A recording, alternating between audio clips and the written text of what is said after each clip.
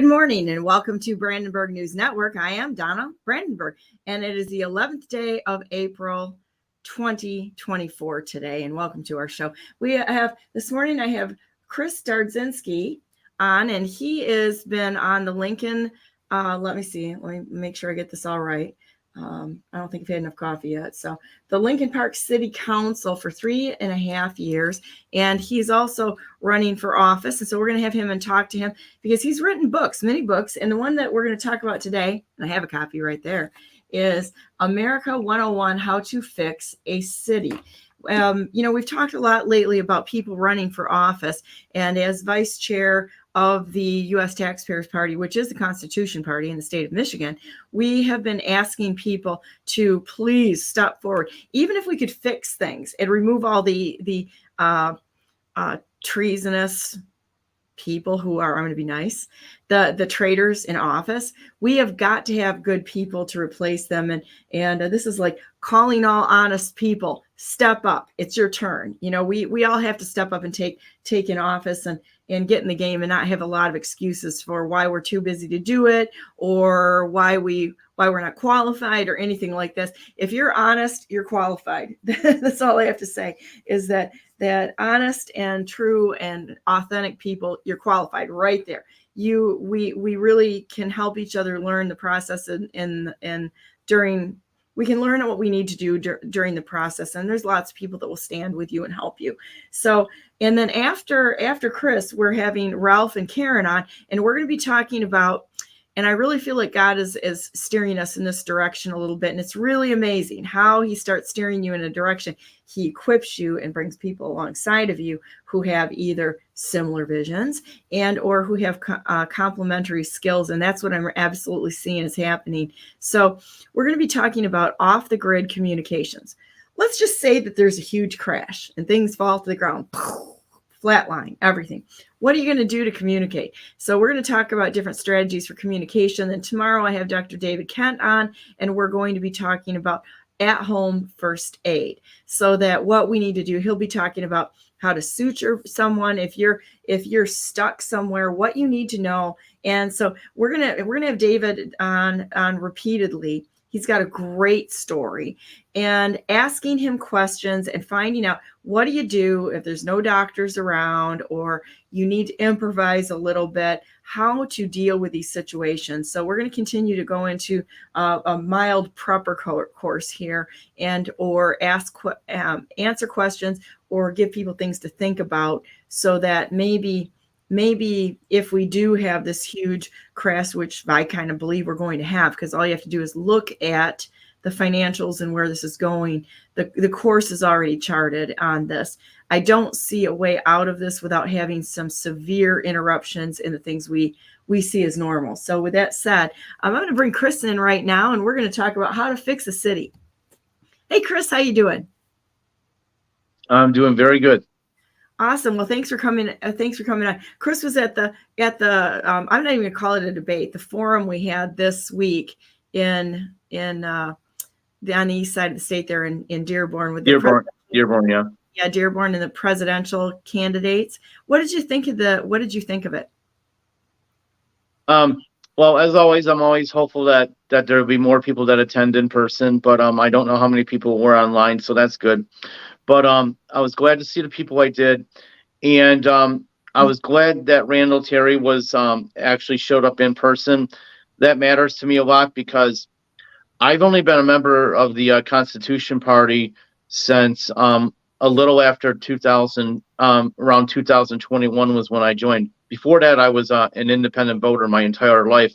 So to actually give my membership and join a party was a big thing. So when it comes to a presidential candidate, it matters a lot to me that you show up in person and are really willing to put yourself out there. And I understand for candidates at our level, money's always an issue, and everybody's got the resources that they have. But he showed up, so Randall Terry, all of them were very serious constitutionalists, and that's of course everything that we're about. But the fact that he showed up really makes me want to support him as much as possible. Now you've got a lot of experience being on city council, in Lincoln Park, and I'm really curious to hear. I think that you've got a lot to contribute here to help teach people who want to run for a local office what the process kind of looks like, and what are the biggest lessons that you've learned being on city council that uniquely qualify you for running for office again, perhaps a different office, so that that you can help us understand. Okay, so I came about local politics kind of in an inverse fashion. Up until around 2007, anything that I was involved with was pretty much national or international. That's where I put most of my time and my resources, as far as being involved in legislative proposals and working with different groups and working with different parties and being involved with different people and think tanks and like that. So but I always kept up on local politics in Wyandotte when I grew up there, and then of course when I moved to Lincoln Park in 2000. So I watched the city council meetings. Then in 2007, they were talking about the police and fire pension funds, and that they were underfunded at about 23%, which is tremendously underfunded. I spent 31 years in international trade, which is a lot of economics.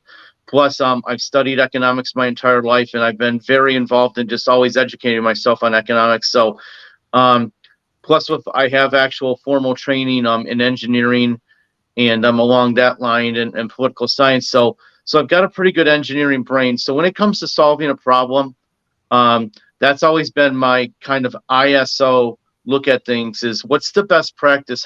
Okay, we want to solve this problem.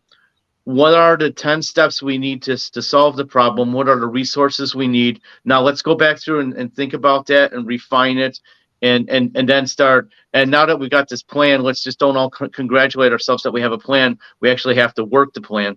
So 2007, I saw where the city's finances were as far as the police and fire pension funds. I said, you know what? I can help these people. So I started attending the city council meetings. I said, okay, I'll get to know the people on city council, and I'll get to know them a lot better. They'll get to know me. They'll see I'm a genuine guy, and I can help them. I'm not going to charge them for any for any independent economic or political consulting. I just, I want to help my city. So I attended for about 3.5 years, and I saw what you see. I mean, this is not a disparagement against Lincoln Park or any city. This is local politics. You have a lot of retired people. You have people that are concerned about one small thing in the city, and they'll work that.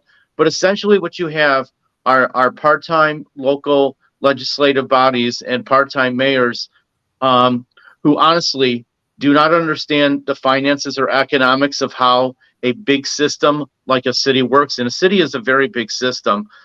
Lincoln Park's current budget is about $25 million, and that is a big system. And to understand all the layers that go into how a city functions, and how you come up with community and citywide ideas and plans and guidelines that are going to benefit your city.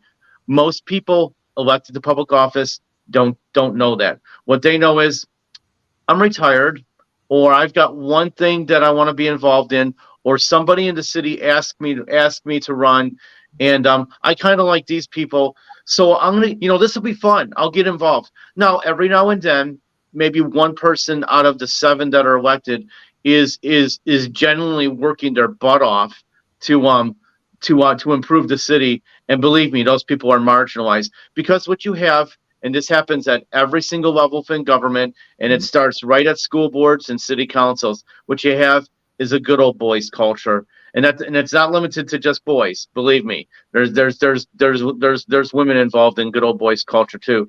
So it just happened literally New Year's Eve 2010. Me and my friend Polly, we're going to head out for the night, and she's very politically involved in her city in Allen Park, and very aware. And she's telling me about, the candidates who are running in her city, and I'm telling her about the people running my city. I said, "Is anybody good running in your city?" She goes, "No." And I said, "Yeah, same here in Lincoln Park." So and this is, again, you can say this about just drop the name in of any city across America, and that would be the same thing. So I said, why don't you run for mayor? And she said, why don't you run for mayor? So literally, New Year's Day, before I had to go do some other stuff, I jumped on the city website and I looked to see what the qualifications were, and it's dreadfully and painfully too little. You have to be 18 years of age. You've got to live in the city be a resident for at least 30 days. And you've got to get 25 valid signatures on a petition for a ballot petition. So I told my friend Polly, I said, I think I'm going to do this. So I spent the next 3 months putting together an entire website and breaking down. Okay, these are the four things that I'm going to work on as far as developing an economic policy for the city. This is where I'm going to work on as far as road funding, so forth and so on. And I campaign my butt off. I do what everybody says that they want to see in a candidate. Okay, Lincoln Park is 6 square miles, at the time about 36,000 residents. And so I walk the entire city door to door with my flyers. I attend every single forum that's out there. Now, because of my political work, I had a very, very well-developed media contact list. I send out relentless emails and press releases on every single thing that I want to do and work on. Please give me an interview. I'll talk to you about anything. And I should back up a little bit. Before I sent out my first press release, now I guarantee you haven't heard this very often in your life. Before I sent out my first press release, I sent my campaign website and a very nice email to the current members of city council and to the mayor. And I said, here are all the ideas and all the plans and all the details of everything that I will do if I'm elected to city council. I goes, please take my ideas now. I goes, I'm happy to work with you right now behind the scenes on all of this stuff. You can take all of the credit. These are things that will benefit the entire city. Please work on these things. Please take my ideas. Not one person even replied to say thank you. Okay. So that's how I got involved. 2011, we had a primary. I got 19% of the vote. And then thankfully, my a good friend of mine, Patricia Krause, became mayor. She was an outsider. She became mayor for 2 years. She did a lot of good, and I was able to help her on some things. And she was the kind of mayor that you would want in any city. Then in 2013, I run for city council. I lose by 3 votes. I come in 7th place by 3 votes. So to everybody out there, listen to me very, very carefully. If you take anything away from this, every vote matters. Every vote might not count. There might be something invalid or wrong with your ballot that might disqualify it, but every vote matters. Because at the end of the day, if I would have had 5 or 6 more flyers or 1 more yard sign, I might have gotten in 6th place. So let me tell you, voting matters. And at the local level, where you've got maybe 11, 12% that show up in a primary, your vote is premium. And honestly, the only people that vote in a local primary are people that are already involved in the city. So as luck would have it, Deborah Henderson resigned from city council for health reasons in early 2014, and I got appointed to it to fill her unexpired term. And then I got reelected in 2016. So I served about 4 years altogether. That's awesome. That's really awesome. That your experience seeing what's happening in local government. It's just a smaller entity, but it's the same structure of corruption that you have at the higher entities. That's what I've seen. Anyhow, there's a lot of people that are in it for self-gain. As you're talking about the single interest or single focus, such as like developers or realtors, that's what I see. Yeah, what I here in Lincoln Park, and again, drop in the name of your city, any city across America. What you have when I say a good old boys club, what you usually have is a city manager who's managing the city on a daily basis, and then you either have a strong mayor position or maybe someone behind the scenes. In our city, the power base has always flowed from the city attorney's office, the municipal attorney. A lot of cities will use a municipal law firm, and they will be their client. That's always a better way to go, because this way you're treated like a client. In our city, the city attorney was involved at when the city incorporated in 1925. We've had 3 city attorneys since 1925. That's 99 years. So everybody, you tell me, where does the power base start and end in the city? In Lincoln Park, the power base has always been centered around the city attorney and the immediate people that surround that person.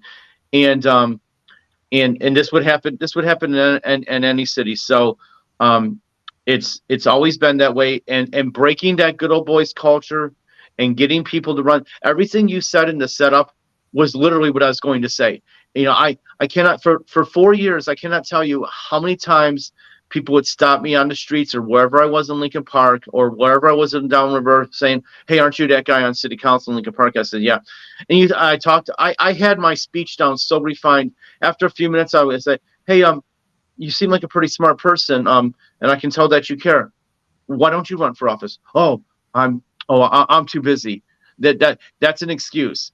It is not a reason. That is an excuse. Or someone would say, "Oh, I got too many skeletons in your closet." Big deal. Everybody's got skeletons in their closet. And honestly, most people that are really concerned about their city really don't care about what you think are skeletons in your closet. Those are the 2 biggest excuses. And I want to make sure that I really punctuate that it is an excuse. That is not a reason that you're not running for city council. Okay. So at the end of the day, I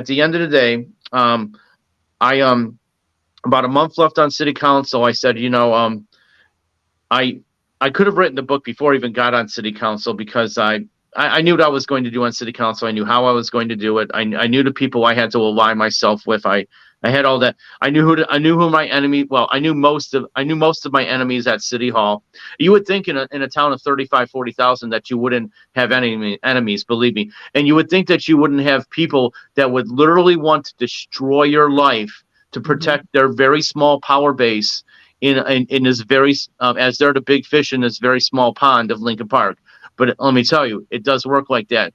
So if you really want to change things, you've got to be willing to make that leap. I mean, for any office, but even locally. So I said, I have to put together a very short tutorial booklet, and my booklet that's 20 pages long. Even a slow reader, I'm a slow reader. I can read it in about an hour and a half. I decided, okay, let's walk someone through how you pick out and put together several small things that you want to work on, that you can work on by yourself, one medium-sized thing that you'll need some help with, and then a large community-wide thing that you'll need a full buy-in from the entire city council, the mayor, and the upper echelons of the city staff. And then how you refine those ideas, and then how you put your details together of the steps you have to take, and then your timeline for what you think you'll have to accomplish this. It's very important to pick out a timeline. Then you set it aside for a couple of weeks, and then you go back and you refine and rethink all of that, because I want to be very specific here. There was one big thing that I wanted to work on, an economic conference for all of Wayne County that we would host here in Lincoln Park. I thought it would take me a maximum of 6 months to put that together. And believe me, Donna, I had refined my thinking and my process on that. It took me 3 years. 3 years to accomplish that. Now, that's from somebody who has been politically involved their entire life and knew exactly what they were doing to put it together. It still took me 3 years. And do you know why? It took so long because at the end of the day, nobody else in the city wanted to do it, because maybe they don't have too many, maybe they're a decent person and they'll go along and work on parks and work on this and that. But at the end of the day, if they don't have any big ideas, they really don't have anything against you, but they certainly don't want to work on your big ideas so that they look marginalized and smaller than you. And that's just the pettiness of the human condition and behavior. Well, what I find is that the true heroes are usually the ones that work real quietly behind the scenes, and they don't want a lot of attention. They just want to see things done right, and they establish a lot of trust with all of us. The true heroes that just carry the operations in all areas, like administrative assistants and people who are willing to take a second seat, third seat, or a back seat in order to see things go forward. That's truly somebody that deserves a huge amount of respect, because it takes all kinds. So yeah, that's really interesting. Were you seeing people that were trying to stop it, not just because they didn't want to jump on board, but because they had other interests that they wanted to see that were more self-gain, or was it more like people that just were trying hard but missing the mark? Yeah, there was a couple of people that had very specific things they wanted to work on, and I supported them completely because they were good ideas. They were smaller ideas, but they were still good ideas, and it still moved the needle of getting the city to move forward. And then there was the Good Old Boys Club, where you have literally 5 or 6 people, and at the end of the day, again, I'm being very specific here. In a city this size, let's say a city under 50,000. That's always my a weight size there. In a city of under 50,000 or less, you can have 5 or 6 people behind the scenes who control most of the political power within the city. It's actually, as long as they're there long enough, and as long as they're always looking out for each other. And then after 10, 20 years, they bring in another person into a certain position, and then they groom that person. At the local level, Donna, it's the same at the county level, the state level, and the national level. A local Good Old Boys culture and club is the same as the political establishment at the very top in DC. So yeah, I saw it daily. I lived it daily. And so after 2018, I finished my second term, and I started doing other things. I started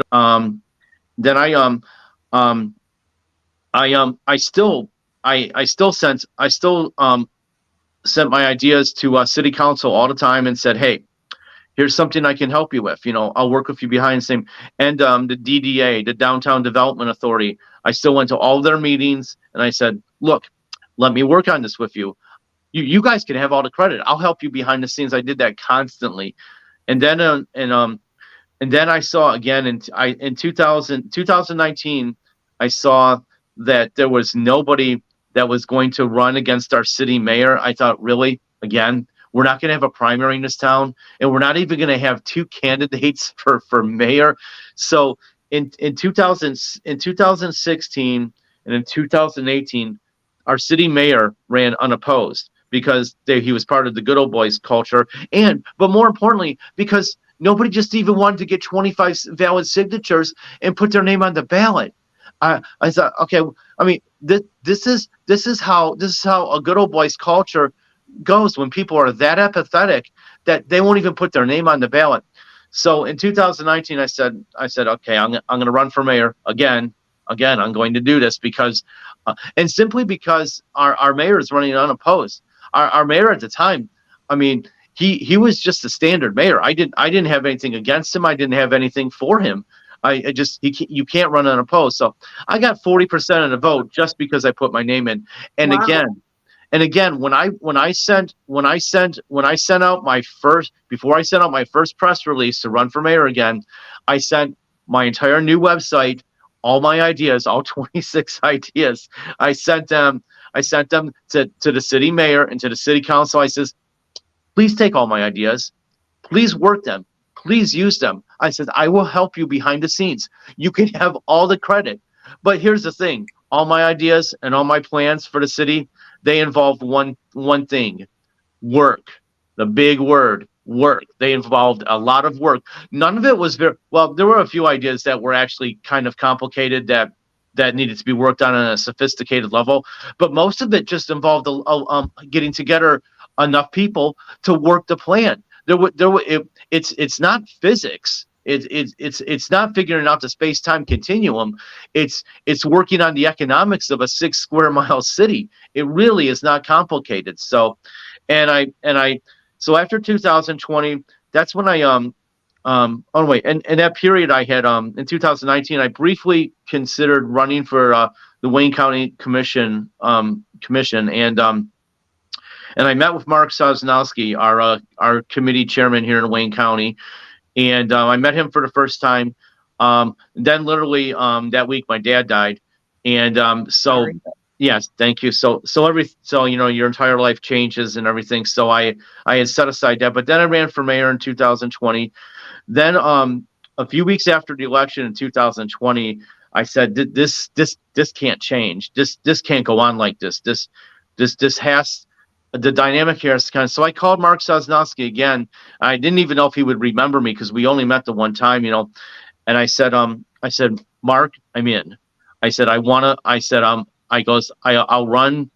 for Congress in 2022.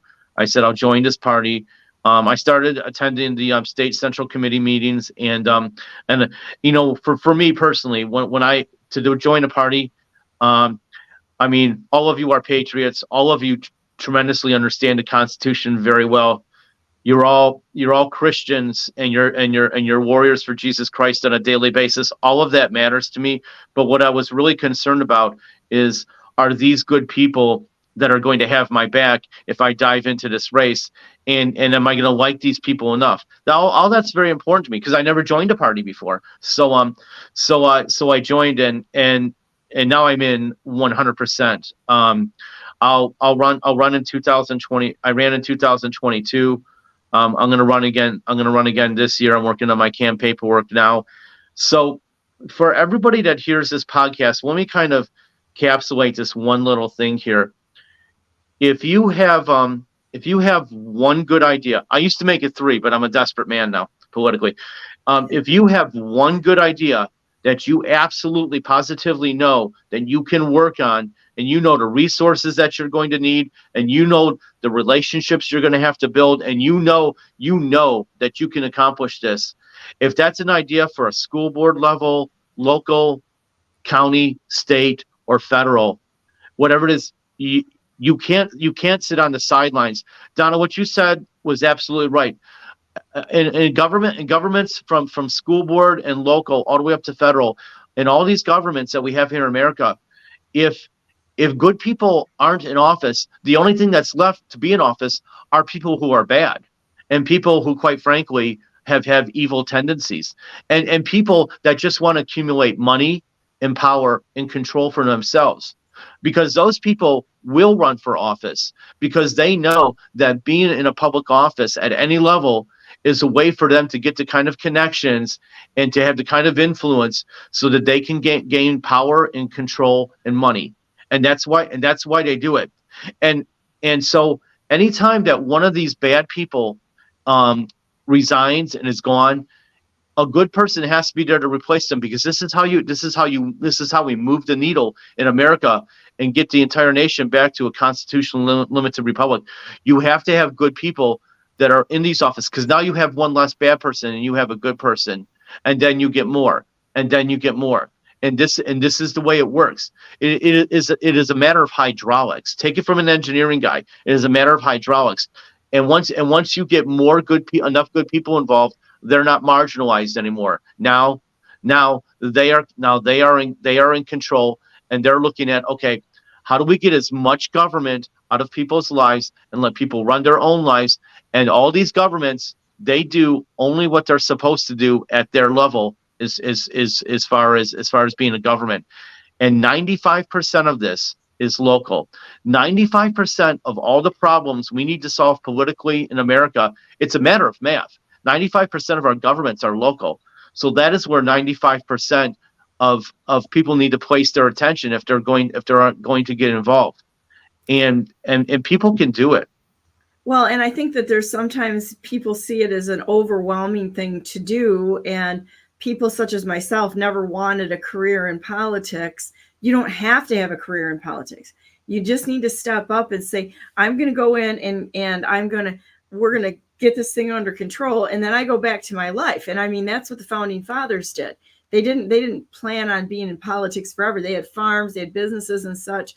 And I think that if we had good people that stepped forward, we could right these wrongs, move forward into a limited government, because that's really what we need. We need some hatchet people out there that are willing to say, you know what, about 90% of the nonsense that we're seeing out there needs to be cut, nullified, disqualified from being on the books, because it's incongruent. It's in what's the word I'm looking for?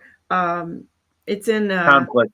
conflict. There's a word. Thank you. It's in conflict with the Constitution, the highest law of the land, because even the positions that people get in office, when they're looking for a political career, they want to get in and they entrench themselves, and then all of a sudden the usurpation starts, and they jump off of their stated job description per se, and they're all over the place. And then the next thing you know, it's complete and utter chaos. Nothing gets done to serve the people, but it sure does the politicians.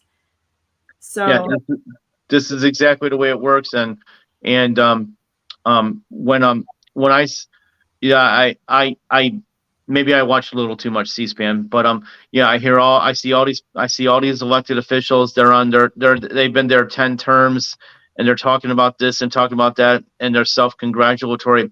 Wait, you've been there 10 terms? You've been a member of Congress for 20 years, or you've been in the Senate for 24 years? If you've been in the Senate for 24 years and you haven't, and if you're not working on something like, I don't know, a single rate tax system, eliminating 74,000 pages of our 75,000 page tax code, if you're not working on something at that level, honestly, you're just there doing the work of lobbyists and influence peddlers and the power brokers. Self-enriching. That's what they're doing. They're there for self-enrichment. And then you can ask yourself a further question. Are we really that stupid to believe that they're going to change, or that they want to change? If they haven't done anything, it's like Biden getting in office after 50 years. If anybody thinks he's going to make any difference after he has there's been no performance up to that point in time, other than he's a nice person, but he's never done anything. What is ever going to convince us that what could possibly change that? Just to have a title change, that there's going to be any difference made? There isn't. There is no changes that are going to be made with people that have been in office a long time. They have failed to perform. Right.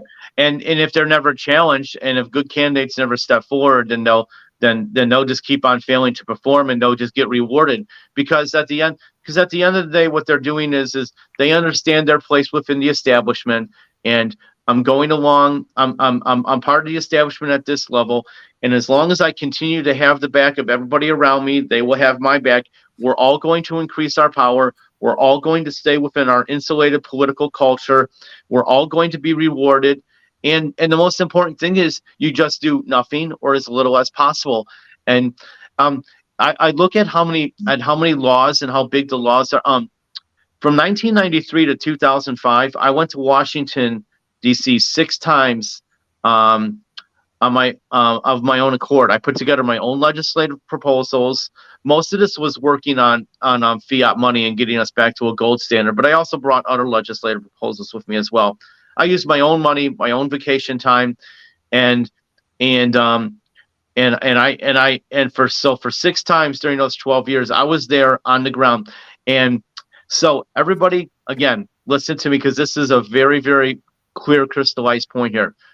When you're in Washington, D.C., and you take it all in, especially if you've been politically aware in your life and you look around, let me tell you, folks, inside those hallways, inside those meeting rooms, those committee rooms, and all around Washington, D.C., when you see huddles of political people talking with other political people and other public officials and all that, this thing about the culture has changed in the last 20 years, but back then from 93 to 2005, there's no such thing as Democrat or Republican. It's a uniparty mentality. It's all establishment. I've literally stood there feet away from watching a member, a committee staffer talking with a lobbyist out in the hallway, making notes. I've seen it with my own eyes. And if every adult American had seen what I've seen in Washington, D.C., these two major parties would be gone. They would be gone, because there would be a crisis of conscience within the American political psyche, and people would realize. But see, that's not going to happen, because it takes so long for people to come to the self-realization that they have not educated themselves on politics, on government, on economics, history, and people, they get into their 40s and 50s, and they realize, most people realize, okay, I haven't. They get scared to admit to themselves that they don't know. Everybody likes to think that they know more about things than they actually know, and nobody wants to admit that they actually know a little bit about a few. They know a lot about a few things, but most of us don't know everything about a lot of things. I mean, that's just the human condition. That's just our own frailties as human beings. We can't. So you can't know everything. Exactly. Mm-hmm. Exactly. So people get in their 40s and 50s, and they realize, oh, I don't know these big systems and these big things, and so they just go along. Now, some people have a crisis of conscience and become more aware and more educated. But at the end of the day, we've gotten to such a gulf of a lack of leadership. That's why I called my website Leadership for America. And that's why I made my book so incredibly simple and precise to work on, because it really is an entry point for anybody to say. Also, I wanted the book to be something that could just be handed to people, and so that when they say, "Oh, I'm too busy," then I could just push back immediately and say, "Hey, here's my book. Read this and get involved." Nice big type. What is it, about 14 point type or bigger? Yeah. Again, it takes like an hour. It takes like an hour to read it. Okay, so this is what I want to do, because you came to the meeting and you had a whole box of these things that Chris put together, did all by himself as a patriot, and I think that he should be commended for this. And then let's go through this, because I find this to be individual work that people do. I find fascinating. I'm fascinated by it. So you've got different steps in here. So let's go through these steps, and I'll read the first 2 paragraphs in step 0, and then we'll go to 0, the next one. Does that sound good? So I'll read it, and then you can comment. How's that? Okay. Yeah, you broke up a little bit there, but I got where you're at. Okay. So step 0. If you are in a relationship of any kind, you need to sit down with that person a year before the primaries start. You need to have a very honest conversation about how your lives will change, even if you're running for a part-time city council position in a city of 38,000. That is a very, very good piece of advice. Yeah, because it affected me directly, and I'll put myself out there 100%. The woman I was in a relationship at the time, she was a very political person. Her ideology was different to mine, but she was a very political person. She understood how important it was to vote and be involved and all that. And when we started dating in 2013, I was literally in the middle of running for my running for city council. Plus, we had worked together, and we worked in the same office in 2011, and she was right there listening to me complain about being complain and talk about the city when I was running for mayor. So plus, we have been, when we got into a relationship, we have been friends for 20 years before that. So we knew each other's political views, we knew each other's religious views, social views. We knew each other very well. So when I got appointed in 2014 to fill the unexpired term, I told her categorically, I said, look, I'm taking care of my dad, and I'm working full time. And I said, look, I know exactly how much time I have to put into all of this. I says, I can do that.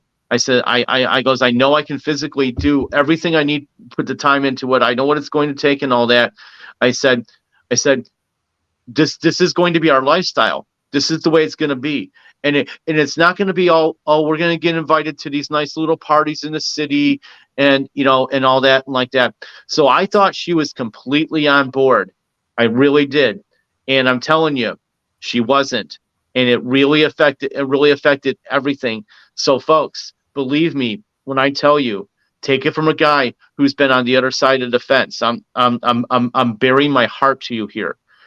You have to sit down with your life partner, your wife, your husband, whoever, your boyfriend, your girlfriend, your betrothed. Bonus points for using the word betrothed.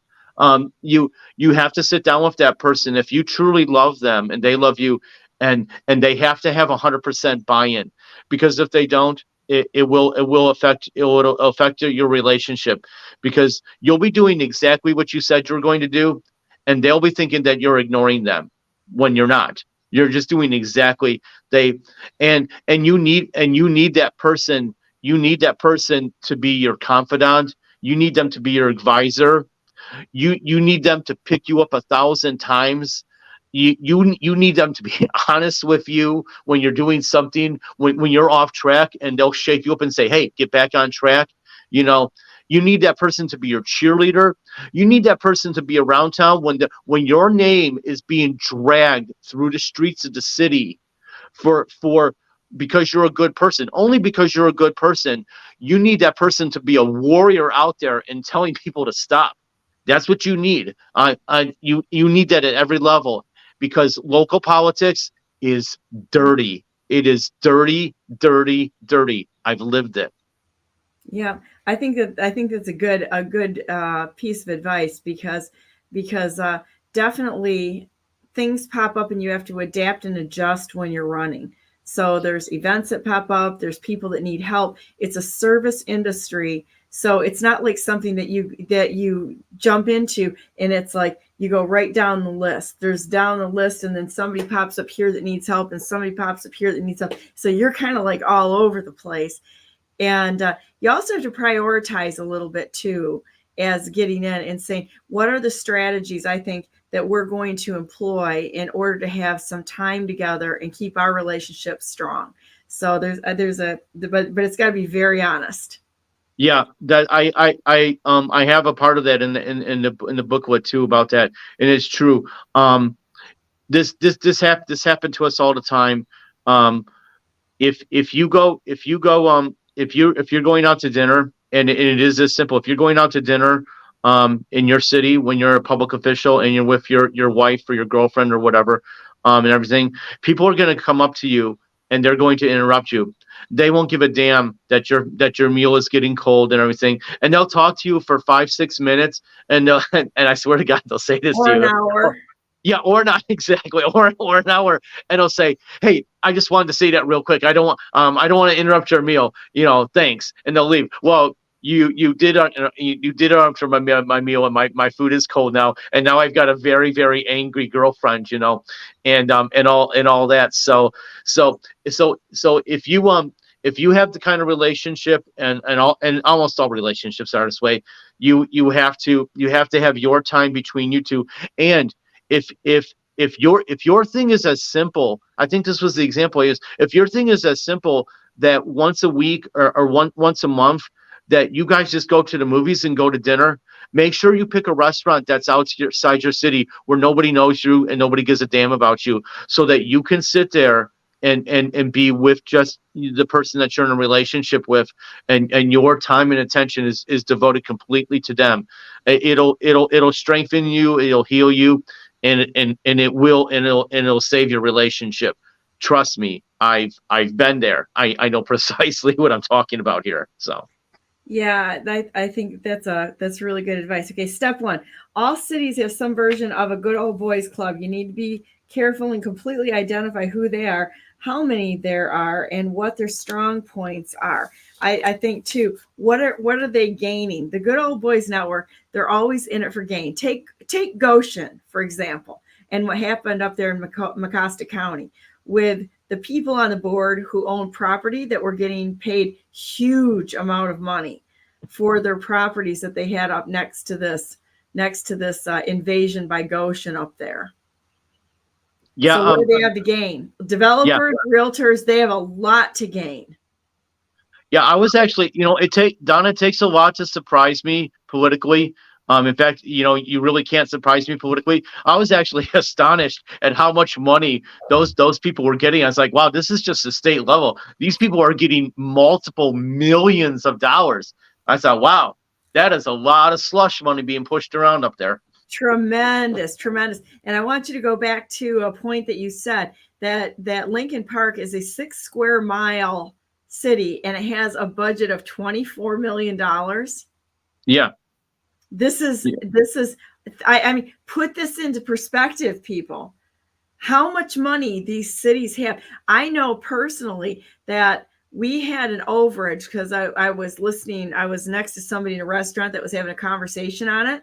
So I believe this to be true, that we had a $30 million overage in the city, which they found a way to spend on things that just only benefited them, from what I could see. They just had to keep building bigger castle and blah, blah, blah. Our township offices had a great big building project. And I would love to know the contracts and who this went to, because I'm guessing it's part of their club of somebody that's in there, because it is a crazy thing. And then they hit a tax bill that we had, took us 3 times down there. We didn't even know it existed, that we thought we were current on our taxes. And we went down there for 3 times. Couldn't get this tax bill because I own some property here and the developers want it. So I will allege that somebody hid that, because to surprise the person behind the desk after our 3rd trip down there, and she's like, oh my God, here it is. And it was hidden. Their staff couldn't even find it. If anybody thinks that was coincidental, I got a bridge to sell you. I just don't know who did it, but somebody did it. There's no 2 ways about it. Yeah, that's a good point for me to dovetail off of the very specific thing that happens as far as when you get involved. If you get on city council, become a mayor in your city, the one thing you have to be aware of is your large contractors that provide professional services to you. Same in prison systems. The law firm that is providing you municipal law counsel. You might have a separate law firm that is providing you labor law counsel for negotiating with the labor unions. You'll have a specific contractor who does your auditing for you. Like it's Plant Moran here in Wayne County, that is the accounting and auditing firm that provides accounting and auditing for a lot of the cities around here. And I noticed that Plant Moran doesn't go into certain areas of Michigan. That's because accounting and other auditing firms have locked up the cities in those areas. So and then you have an engineering firm that does the unless you have all your engineers in house, which is almost impossible unless you're a very large city, and even a very large city would have engineering. You'll have an engineering firm that handles all of your all putting your plans together, and for roads and infrastructure repairs and all that. Now those are very large contractors that have continuous contracts, and this gets into the sophistication level. You've got to stay on top of those contractors and all that, because what happens at the end of the day, with Plant Moran, the accounting auditing firm for Lincoln Park, and the Hennessy Engineering here that does our engineering for us, and then the other their contracts continue. Well, then these same people, after 10, 20 years, 30 years, they develop very close relationships with and become part of the good old boys culture here. And their contracts just continue. So that's where your power base also starts, with these major contractors. So yeah, contractors, you have to stay on top of them, because they're all related. They're either related in some form or another, or I've heard something that this guy goes to my church, or this, that, and the other thing. And they use things that should be spiritual, truly connected to God, as a way to connect. And I've seen that enough times too, but they're all connected. I've seen it happen here. Yeah. And then they find ways to kick back parts of that money to the people that are in power, be it through another supplier. The somebody in office may have a supply chain connection to the contractor. I mean, there's all of these connections you have to really look down, and it's kind of evil and crazy, but it's fun to find.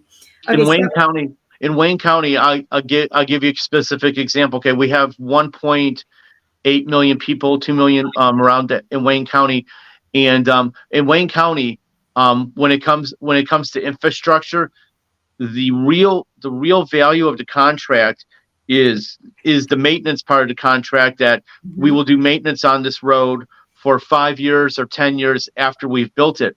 Well, that's why we never get polymer based aggregate. I'm going to talk like an engineer now. You get aggregate based you get polymer based aggregates and concretes that where a road can heave and hoe and bend and be elastic with the seasons and all that. You never get that kind of constructed road, or where you have shredded tires that have a 10% mixed into aggregate and all that, because the real value of the contract is we want to maintain this road. Why? Because the contract is then based on jobs and labor. I'm guaranteeing jobs for my crews of this contract for the next 5 to 10 years of maintaining this road that should last 20 years, but actually after 2 years, because it's taking so much salt and so much pounding from the axle weight of trucks and all that it's going to be needed. It's going to have to be repaired after 2 years. Oh, you Wayne County. So singing my song here on this. We've been talking about this. Yeah. Like we brought up yesterday. Ralph brought up yesterday, because we're nerds. Okay. We're nerds. So we're into construction, and we're all nerds, right? And I have said this for a long time. When you look at how they do road construction, the only one that's really making the big money is the guy that has the barrel contract. And then the maintenance contract after the road is built, because they build in deficiencies and go, I don't know how this happened. We had a road over here that they forget to put an additive in. Oops, it's past the warranty. My bad. And then they award the contract again to the same contractor that made the problem the first time. And then the guy that's in charge of it gets a cushy little government job as being mayor of, say, I don't know, Kentwood. There you go. Yeah. Yes. It's crazy. The contractors. So I'm going to have you back on to talk about this whole road base thing, because this is a discussion I very much want to have. I've looked at this for a long time, and why are we not using flexible materials? Why are they not sealing these things? Why they're not sealing anything? Of course, in Michigan, we're going to have ice. It's going to heave. It's going to expand when it goes into ice, and you're going to crack the whole road up. And then we're going to sit here and drive on the Whitmer roads that we've had for years. And then she's not going to do anything except for have 20 miles of barrels sitting out there with maybe, 2 low-level pieces of equipment. I saw this. I taped it when I was on the road. Two like real small pieces to make people think they're doing construction. Nada is getting done. Yep. For months. It's absurd. The rest of us would be broke with this sort of thing. Okay. Exactly. So we've got a bunch of steps here. We've got 3, 4, 5, 6, 7. I love this book. 8, 9, 10, 11. Then we have part 1, part 2 of how to run a campaign. And this is awesome. So I tell you what, I want to have you back on again, because we talked about the dynamics of cities. But now we're going to go through, this is the first step. You got to run for office, everybody. We've got to release these criminals that are in office, because I'm going to say it, and I've said it before. Every single person in the legislature has committed treason. And nobody wants to talk about this. These are not small, we're going to charge them with a felony. No, who's going to say that? The prosecutor, because they're all in the same club. So we're going to give them an easy fall instead of going, bam, come down with a hammer and be done with this. But in order to write this, the answer is we, the people. We have to step forward. We have to run for office. I don't care. The only qualification you need, in my opinion, is, are you honest? Are you honest? Right. Do you, if you kind of have interest, you can figure out what the job is. And I think we need to write a little bit better job descriptions, because that is apparently a hard thing for people to understand. That, say, let's say you're the attorney general, you don't have any interaction with disputes or problems with people. That does not go there. This is for commerce, and the sheriffs are the ones that are involved at the county level. So they don't even know what their jurisdiction is or what their delegated duties are. It's incredible to me. So we need to haul that thing back in real quick. And it's not as difficult as what you would think. And I think if you actually had people who were true leaders that aren't in it for their own self-gain, they would get into these positions real quick and say, that's done. We're done with that right now, because you've overstepped what your abilities and or your oath of office, and we're gonna haul this thing back in. And if we had people that were willing to nullify about 90% of the nonsense that are on the books, think about how simple that would be. Exactly. Precisely what I say all the time. Yeah. So let's look at, would you come back on again? Absolutely. I'm loving this discussion. This is a great discussion. Yeah. And what a great interview you gave. This is awesome, because there's so much that we can talk about. And as part of the Constitution Party, and you're running for office, I'm going to give you a voice, because I know nobody else will. You will absolutely be silenced, and your information is incredible. So you've got all kinds of things in here: departmental consolidation, mental illness, COVID, China, community disaster plans. Okay, I'm looking at that one right now, because this is awesome. Thank you for putting this together. It's truly a gift. I mean, this is amazing. So I do what the Lord tells me to do on a daily basis. That's where it starts. That's awesome. Well, do you have any other things that you want to talk about here today? I've got Karen and Ralph backstage, and I'm really bad at holding to a schedule. When people talk, I try to let them talk as much as they have on their hearts, because the short answers don't cut it. We need to give people the time to really explain themselves and not just go to a headline. And I'm thoroughly enjoying this. Yeah. So anybody that wants to pursue local office further, quite simply, my it's a very simple email address: leadership1776@yahoo.com. That's leadership1776@yahoo.com. Shoot me an email, and for $3, I'll mail you a copy of the book.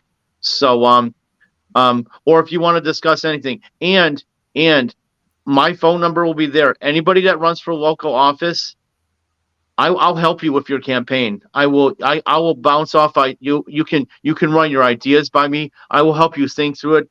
Anything you need that I can help you with, I will help you with, because if you're willing to run, then I'm 100% in behind you. Wherever you are in America, it doesn't matter, because again, that's where 95% of the governments are. So that's where 95% of the problems have to be solved.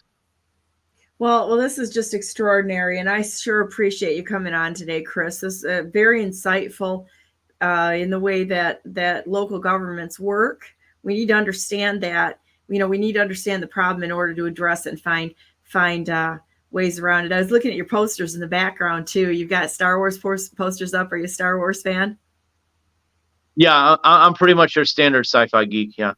Oh, that's cool. That's kind of fun. Yeah. So it's really nice to get to know people and know what they're about, what they like, no matter whether it's their public face or their private face, because you really need to be the same in both places. And I appreciate so much your honesty coming forward with information and just letting everybody know that you're a real person. Donna, right back at you, because and I really want this to be part of the ending of the podcast, so that people understand when you got shafted by the Republican insiders and all that, and you left that party, and you came to run for governor on the Constitution Party here in Michigan. I'll be completely honest. I was a little trepidatious, as I am with anybody that leaves any party and comes into this party. And my real concern is, okay, I'll vote for her on November 8th, but what is Donna going to be doing on November 9th? And on November 9th, your commitment to this party at the state and at the national level, folks, it has been 100%. And so, Donna, whatever office you decide to run for in the Constitution Party moving forward, you're going to have my support, because you've earned my trust politically. And believe me, that's a credential, because I give that very, very sparingly. But you've done the work on a daily basis. You've done the work on being on the committees and all that. And everybody, Donna had no idea I was going to say this today at all, but I knew if I had an opportunity, I wanted to say it, because you're the real thing, and you're a genuine Christian, and that means a lot to me as well. I really appreciate that, Chris, so much. That's just really nice. And when I was asked to run on the Constitution before I went on the Republican Party, because I was really not attached to any party. I hated everybody at that point in time. And I thought, well, thinking it out, there's more people there. If I can make it work there and write the state, just as a citizen, just as a person, and not somebody who was looking for a political career, I thought that might be my best chance. What I saw within that Republican Party is such a shameful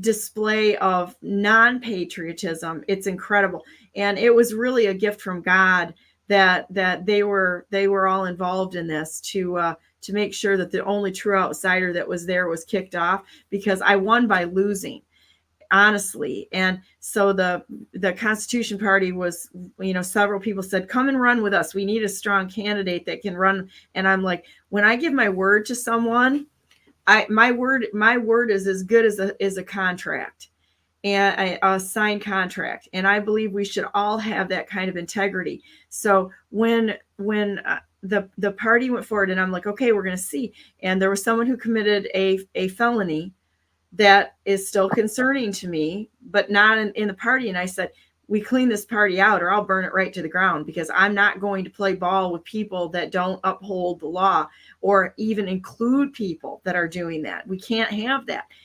The party cleaned itself out, and I'm like, all right, I'm your girl right now. What do you need done? I will say yes to anything. So they needed somebody to step up as vice chair. I'm like, yep, I'll do it. And so I got nominated. Nobody runs for anything in the party. Nobody runs for it's different. And so I was nominated, and they were surprised, I think, that I said yes. But I am very, very, very loyal to people that I know are good people. I have a boss level loyalty built into my personality. So somebody nominated me, and they're like, would you accept the nomination? And I'm like, yes, I would. And then we needed somebody for the communications committee for chair. And I'm like, I will take that position. Membership committee. Yes, I will take that position. If we need somebody to fill these positions, I will take it, and I will try to make it work, and see if I can get other people to join into those, to help into those areas, and build teams in those areas so that we can accomplish what we need to. And I sure appreciate what you had to say.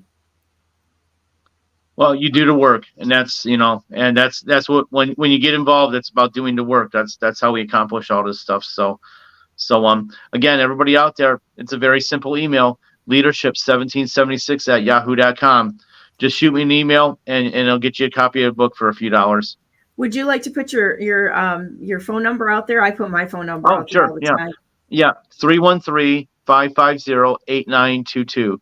That is area code 313-550-8922. You want to run for public office, especially at the local level, give me a call. I've done all this before many times, and I'm happy to answer your questions. I'm happy to help you walk through the process and think through the process. But if you call me, be prepared for brutal honesty, because you're going to get it. Yeah, I love that. You know what it made me think is maybe we should set up a couple of Zoom calls that people can join in and publicize that, where they can come in and take part of a Zoom call, and we can talk to anybody that wants to run for office and help them. Let's do it. Develop a group of us that go through what we know and how we can help. And if they need something, they can call us and say, okay, this is something I need in this area. We could jump behind them as a group and really help it. I know Mark Sosnowski would be absolutely thrilled if we did this. So when we get offline today, later in the day, let's talk about how we can include more people into this, put together just simple. It doesn't have to cost a lot of money to do this sort of stuff. We put together a Zoom call, and we can go through your book and then get people thinking and what they need to do and how they need to do it, the traps that they set out there for you when you're running, because they are trying to stay in power. They do not want outsiders in. So if we do that, I think that could be an extraordinary way to address this problem and maybe get more people comfortable with feeling comfortable that they're not going to be alone. I'm on board, 100%. Let's do it. Fantastic. You're an unbelievably outstanding individual. Thank you so much, Chris. Have a great day. We're going to jump into the next hour of Brandenburg News Network, and I'm going to have Chris back on again. We're going to do this repeatedly because we got to talk construction stuff. That's the fun stuff. So anyhow, thank you, Chris. Have a great day. Thank you.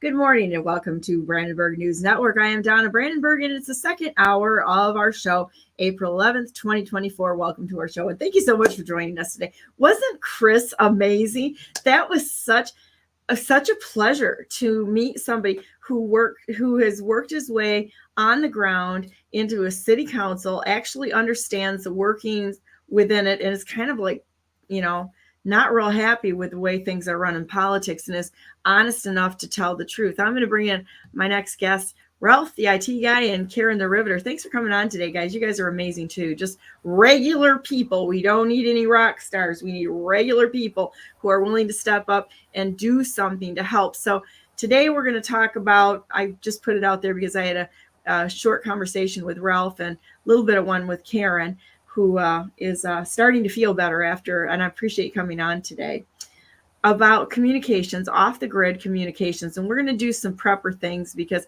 we're all farmers. We have the ability to MacGyver our way through just about anything. So how you guys doing today? Good to have you back, Karen.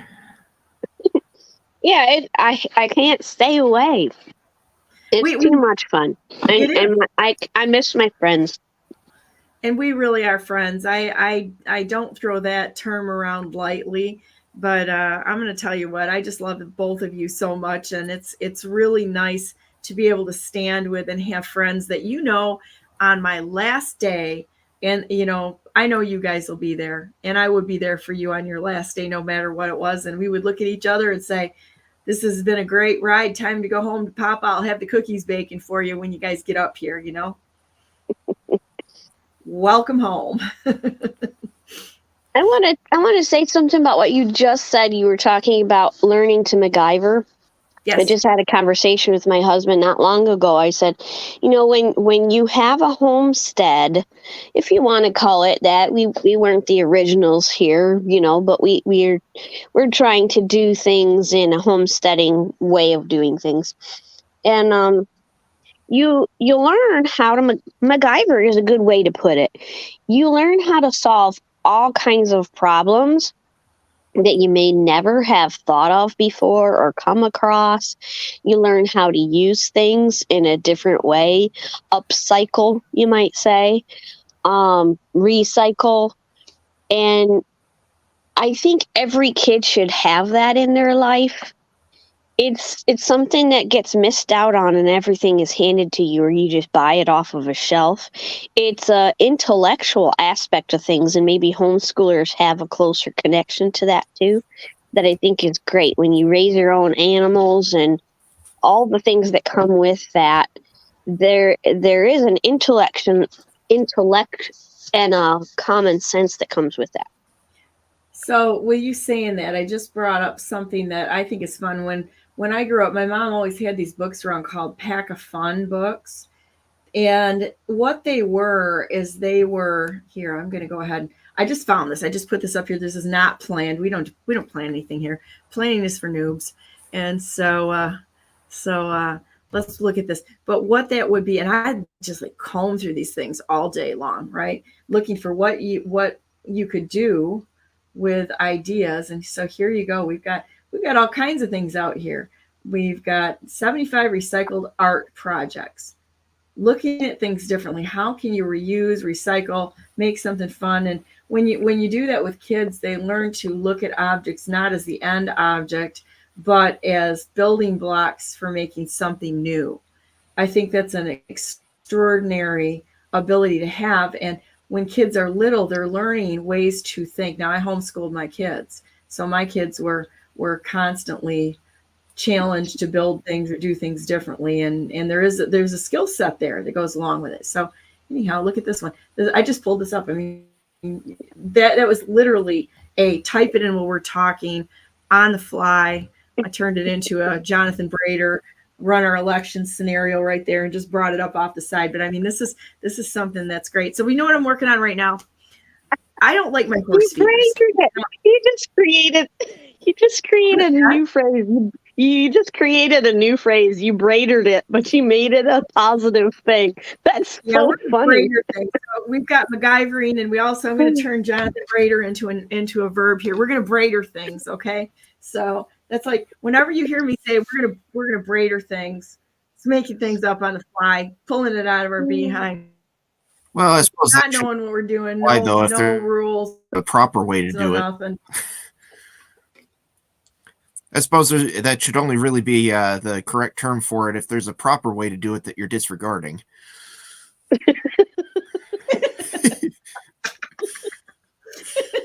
Yeah, we should actually create a meme. Karen, you're a meme maker, so we need to have a meme about braidering. We're going to braider something, and then do it like a definition. What does it mean to braider something? or an active verb, braidering. What is braidering, and what is braidered something? Okay, and or the act of braidering something. That's going to be our new thing. So I need a couple memes. Would you make me some memes on that? You don't have a word before, but I can't remember what word it was. This is what I do. You can call it Brandenburging things. I like make up words for things all the time. People are like, they'll look at me like this and go, "What did you just say?" And I'm like, "Well, I just kind of made the word up." Like go. I think one of my favorites comes from. I don't even know when I was in that. I didn't plan to say it. One of my favorites comes from Will Ferrell on Saturday Night Live when he was doing George W. And he said strategery. And for some reason, I still think that's just a fun word. Oh, that's fun. I like that. So it's just fun playing with things a little bit. I think that's extraordinary. So there you go. So yeah, there's a lag. Ralph just said that there's a lag behind things. So yeah, sorry if there's a little bit of a lag. We cut out there for a minute because I said braider. Wonder how the algorithms brought that up. The ones that, I don't know, control like Eric and tied in with CISA and all those wonderful things. Watch this thing fall apart because we can't talk truth here. Thank you to the braidering that's going on behind the scenes. Yeah, so sorry if we talk over you a That's little okay. bit We here, because endeavor to persevere. there's a fair amount of lag coming through on this end, so it's hard to tell when someone's done talking. Oh, I'm froze up. Can you hear me? Yeah, I can hear you, but you're froze up on and off too.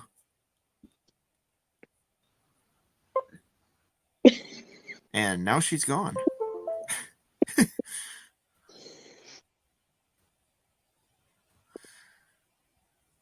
Well, I guess the topic of the day is off-grid communications, and right here is an excellent example of why we need that. My computer just. So, yeah, off-grid communications. Lots of ways to do it. But starting from probably the lowest level, do you know your neighbors? Have you gone out and actually met them? Do you know who's around you? Because, in an emergency situation, you're probably going to want to mostly communicate with the people nearby. Am I on, guys? Off and on. Oh, this is funny. So I guess I can't say that word. Now you got to add that to the words that they're going to censor me for. Over the target. Now we have to make a meme.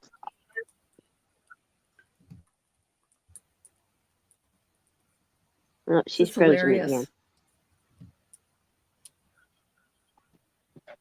Totally hilarious. Yes, I have met most of my neighbors. Am I there? You're on. We're trying to intermittently continue the subject of discussion. I am there now. Not really. You're kind of like once in a while here, but you've got about probably an 8 to 10 second delay, I would guess, and you're dropping out quite a bit. Yeah. So. Huh. Must have made somebody mad, huh? Wonder who that would be. Speaking out about the elections, that's a real problem, isn't it? Yep, and got to keep speaking about it. I'm going to leave and come back on. How's that? Is it going now or not? Not well. You should probably. Okay, I'll leave and I'll come back. Okay. Talk amongst yourselves. Yeah, so meeting your neighbors. What did they? How can you all help each other out as a community? You got a neighbor that has eggs. You've got a vegetable garden. Probably be a good idea to make those connections before something bad happens, and get to know people. Hey, you're back. How's that? Did it work? That's working a lot better. Should I poke the bear again? Perhaps. Because we all know that's kind of fun. Do we talk about braidering? Let's see what happens. Yes. This is almost too fun. It's become a game for me. Yeah, so another communications option that, if you've got a way to communicate, if you know people locally that you want to communicate with, CB radio is still around. There's an awful lot of that equipment out there, and it's cheap. And there's a lot of people that still use it. Not as many as there used to be, but there's still quite a few people out there. And it's easy to assemble that kind of stuff to use CB radio, and you don't need a license. What is the range on a CB? I'm not really sure. I'm going to say it's probably somewhere in the range of about 5 miles. It's going to depend on your antenna system. Okay, now listen to this. I'll type. We're all going to type to look it up. Oh, it says between two base stations, you have a range of about 20 miles. Interesting. What about a truck? Usually truck signals, if they're in trucks, they're like, what, a couple miles? Yeah. And SPC allows for a maximum of 4 watts of output for CB radios to avoid blah, blah. Hang on, this is taking a minute. So one Radio estimate of variables. up to 50 miles if you've got decently cooperative terrain, like if you're on a mountain. Okay, it says that you have you've got 1 to 2 miles per foot of length of your CB antenna if all other figures are configured correctly.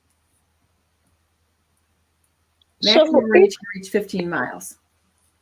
is there, because if there is, and I'm sure that there could be developed easily, but is there already in existence a CB or a ham radio network designed specifically to send messages across the land? To a certain extent.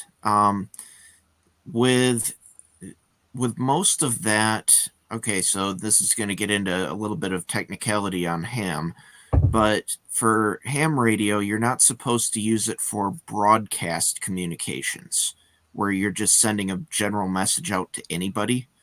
You're supposed to be communicating, more of kind of in a two-way fashion with someone. And part of the reason for that, as I understand it, is that they didn't want ham radio, just like how you can't have music if you're using ham radio, you can't transmit music. They don't want ham radio communicating with the commercial operators, AM and FM broadcast stations. That said, there are repeater networks in the ham radio community where they link multiple towers together.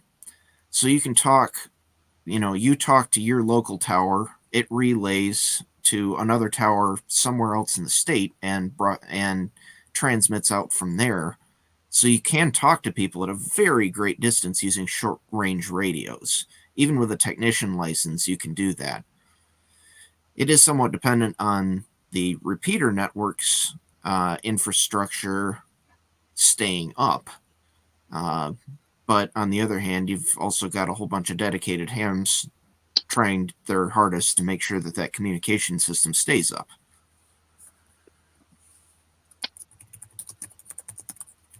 I'm listening to the tapping in the back. It's like flintlock wood, Yeah. So one of the wider ranging ones here in Michigan is the W8 IRA repeater, the Independent Repeater Association. And they've got a whole bunch of linked repeaters all up and down Michigan. Here, I'm gonna send you a link here, and it shows a coverage map. Okay, so I'm going to read something here. Given the variables, the range, there's a whole article about it. The range of a CB radio can be anywhere from 3 to 50 miles. However, the general rule of thumb is that CB radios have a range of 3 miles to 20 miles, depending on the model, antenna, and external factors. The ideal conditions with a high quality setup, the maximum range can reach up to 15 miles. So there you go. There's your answer. Cool. So yeah, that's a great option though, because it doesn't require a license. It doesn't require really any kind of knowledge or anything to use it. You just basically just kind of jump on there and use it. And so you can have a whole bunch of people in your community that are outfitted with CB radios and talk to each other. I mean, that's what it's designed for as citizen band, is for people to just talk. First link or the second one? The second one is a map, and we're jumping back and forth a little bit between CB and ham. Ham radios, you have to have a license for that. And the second link there is a coverage map for the IRA repeater system. Got it. For ham radio. So, and this is kind of, going from CB and going into ham. Ham radio is amateur radio. You have to have a license for it, but the license is, I think right now it's like $35 for a 10-year license. Yeah, there you go. So if you have even just a technician's license, which is the first level of ham radio license, you can use this IRA repeater system. You don't need a higher level license to be able to use this. And the radios anymore, you can get a radio on Amazon, a ham radio for like $20 or $30. Then it's like a little walkie-talkie style radio, and it's enough to reach a repeater network like this. And that's pretty awesome. Yeah, and these are basically all linked together. So, like, if you talk on one, you can be heard by someone on any of the rest of them. So you can actually have like a round robin conversation of 4 or 5 people in completely different sections of the state, all talking to each other at the same time. It's odd that there's none in the southeast part of the state, around Detroit or south. Yeah, well, really, this used to be more of just a West Michigan thing. So I think, if I remember right, I think the what is it? Looks like Vanderbilt, Mount Pleasant, and Flint ones, and Jackson. I think those are all new. So they must be kind of expanding out a little bit, and must not have reached that area yet. But yeah, so you got CB radio, you got ham radio. Something that I hear a lot from folks doing preparedness is that they'll get a ham radio but don't want to get a license because they don't want to get tied into the system. Well, that is a really bad idea, and I'll tell you why. It's not so much about being tied into the system, is that just like if you've got a firearm, you don't just want to buy a firearm and never go test fire it, never get any kind of practice in with it, never do any test firing, sighting in, none of that. Just because, well, at least you have the firearm in case you need it. Same kind of thing with a ham radio. If you don't get a license and you just keep it around in case you might need it, and in an emergency I'll just transmit and do whatever I need to with it, it doesn't give you the opportunity to practice with it. You don't know the range of your radio. You don't have any contacts that you've made on there that know who you are, that know how to help in case there's an emergency. There's no practice involved in that. And that practice is a key component of really any kind of a disaster preparedness plan. You have to practice it. I mean, there's a reason we have fire drills. You don't want to get to the point where, oh, it's an emergency, now I need to figure out how to use it without any kind of resources on how to do it. You want to make sure you're that in a panic. Yeah, you want to make sure that you're well practiced in it so that when the time comes, you know exactly what you need to do with it. If you've got a ham radio, you want to have it filled up with all of the different memories for all of the different frequencies that you want to be able to talk to well ahead of time, so that all you have to do is turn the radio on and maybe flip between the pre-programmed channels that you've got on it. And that's true for everything. You need to practice ahead of time before a disaster, whether it be to train with a firearm. If you have it, nobody should have a firearm that they haven't trained with. That you need to get trained on each firearm and become really proficient at it. Right. You have a responsibility there to have a good knowledge of how to use it safely and effectively. And the same is true of radio communications. And if you can get that license, and like I said, it's like a 10-year license for, I think it's $35. So, can you afford to spend $3.50 a year for the ability to communicate all over the place? I mean, technically, if you're proficient with Morse code, even with a first level license, you can transmit pretty much worldwide. They don't want you doing voice communications with a first level license, a technician license worldwide, because there's too much of a possibility of you stomping on other people's communications without realizing it. But you can then upgrade your license to a second level license, a general license, which gives you all kinds of privileges to talk all the way around the world with just really a huge amount of transmit power if you needed it. And then you've got the amateur extra third level license, which gives you even more privileges. But the general license, in my opinion, is the most useful out of the three. Okay, you mentioned a $25 radio. Do you have any links that you could post for that, and we can put that up so that people can see that? Yep. Here, I'm going to mute myself so my typing isn't bothering. It's not bothering. It goes with the character. Okay.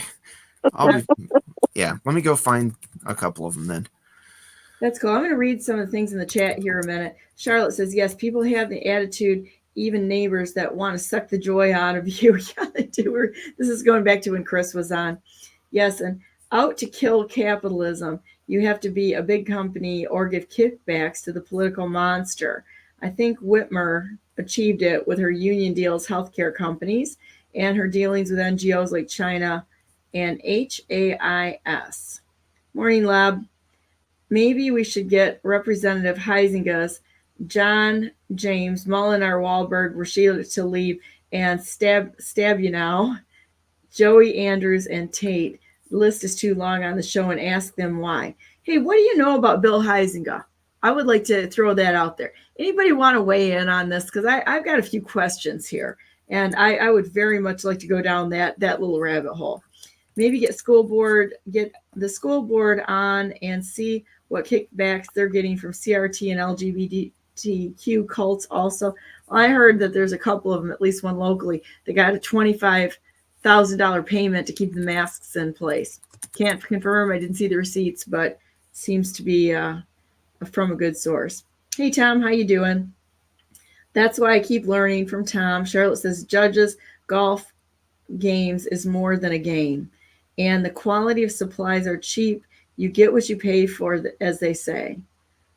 UP and Canada have great roads. Why? I know, right? I'm asking the same thing. Why can Canada build roads? Why can we have good roads in UP? And why is the rest of the state crap? Why do they go to pieces all the time? Don't know. Tom, the Vagabond is made of pure steel and has absolutely no maintenance required. I'd like to hear more of that. Thank you, Charlotte. I'm a little better today. The shock is a little less. No, let's see. We need to dig into that a little bit. Too many fools want power and can't get control of their own lives. Thanks, Charlotte. She is mine also. Vote for Donna Brandenburg. Yay. Thank you. So Charlotte says, Steve Carr is a legislator still going after the 2020 selection, but he's asking for $50 donations for attorney fees to fight this stuff. He isn't in office to fix stuff? Good point. Whenever you look for money, that's always a key that we might have a problem. And oh wow, Charlotte, she upset the apple cart. Yes, they took me down. I mean, my whole computer went black. Both screens. Hey, I got one. Talking about money, raising funds. So I think I shared with you the other day that the township board or the township itself, I'm not sure which, has decided to set up a GoFundMe to fight Goshen. When I saw that, I was like, oh, what? Is it the township itself that set up a GoFundMe? Or is it an organization? Because that's what the local news put out in the media, and I was shocked with the concept of a local government body starting up a GoFundMe. No fund. First link did not come through.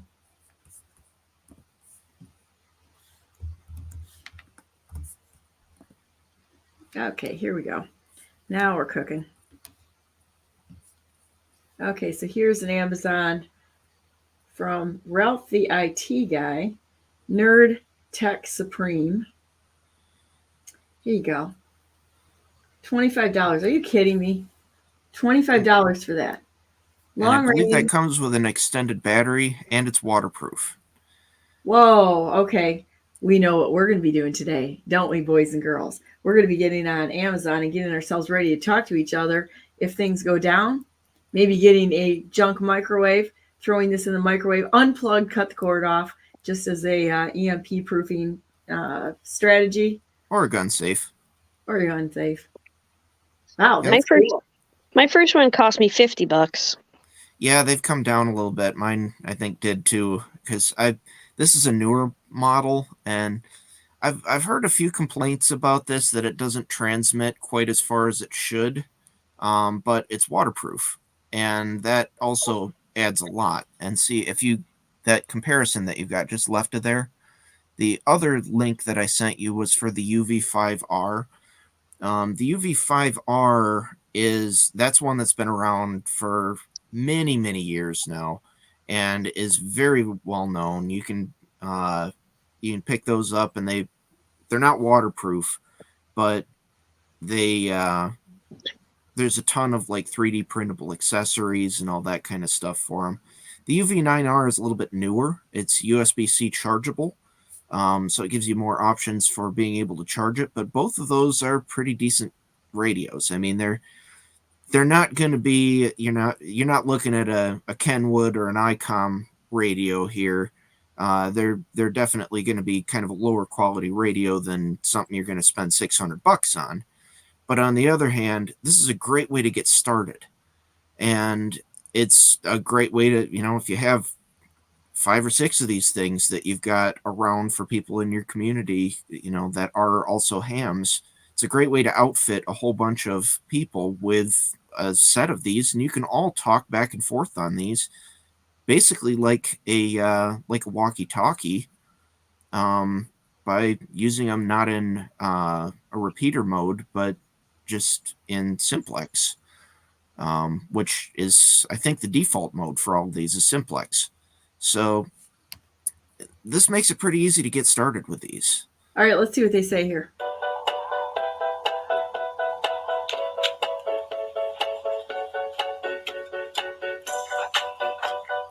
That's a gutsy move.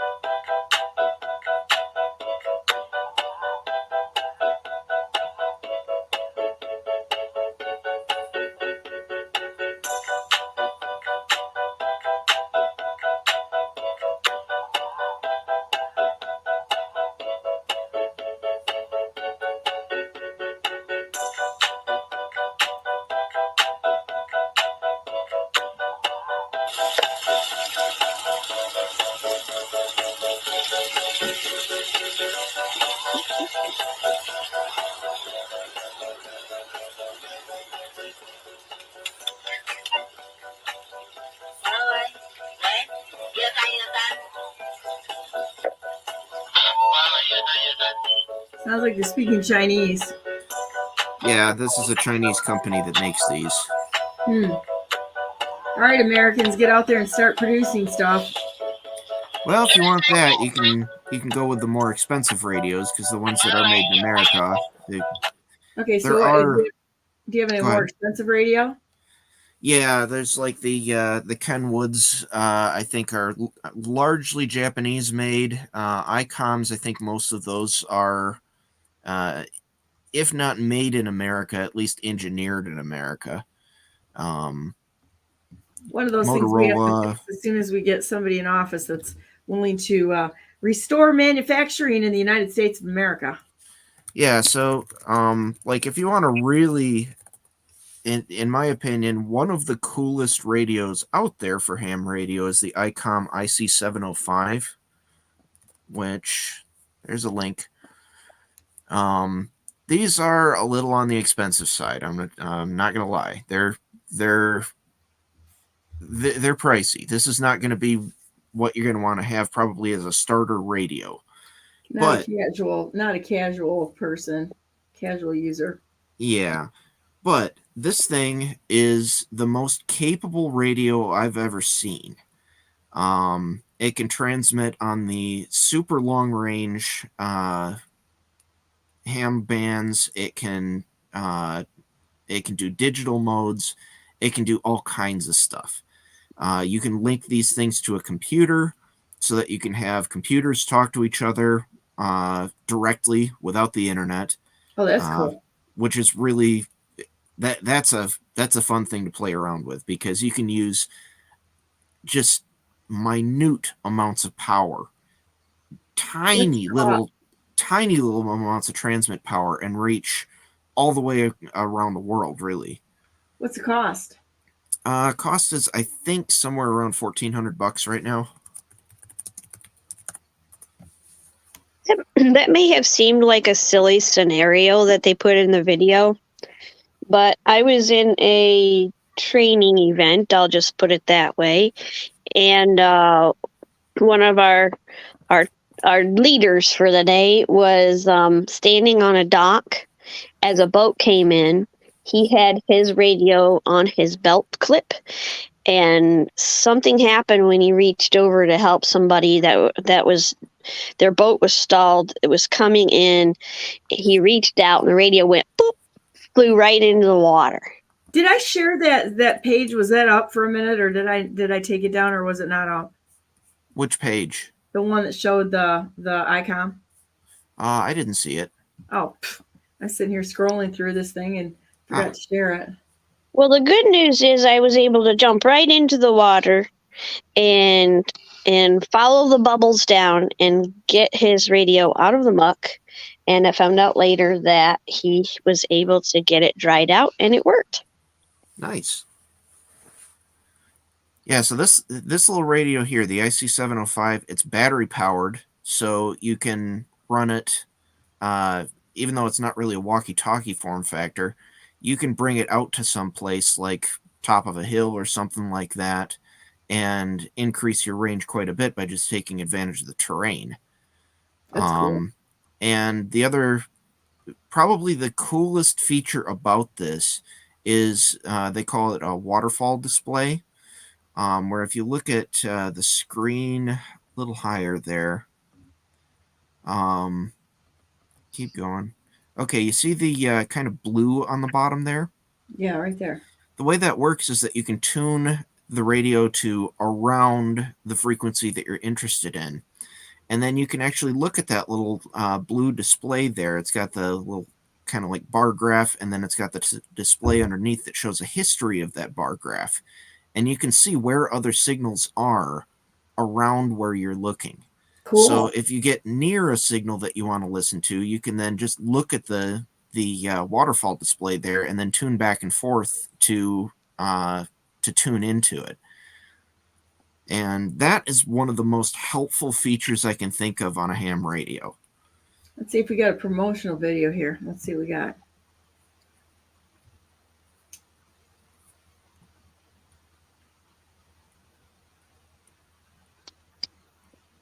And this one, I believe, is Japanese engineered and made.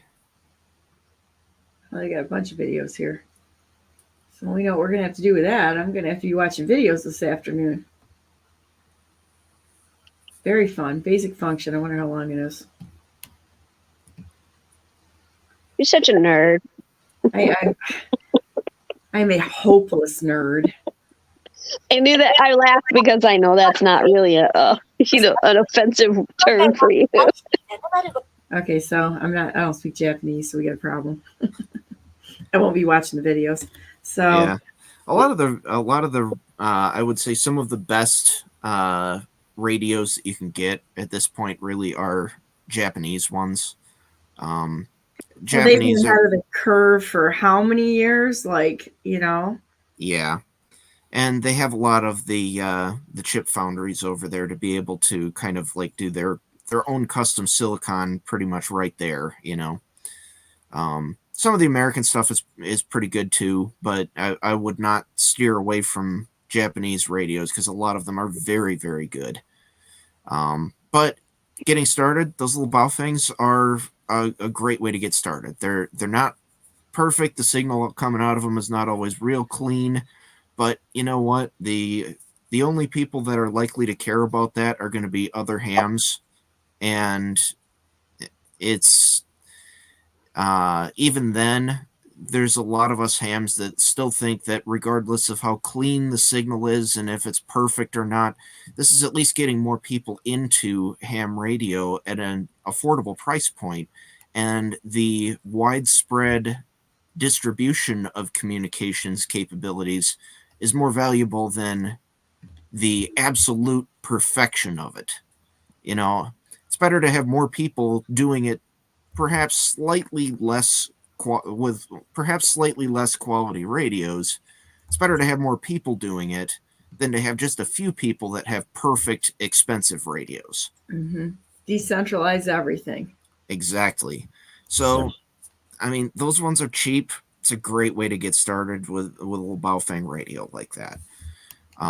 But get your license, get a call sign, and get practicing before there's an emergency.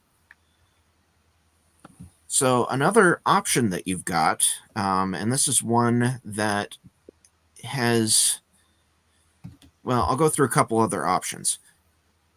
We went through CB radio, doesn't require a license. Another one that doesn't require a license, FRS radios.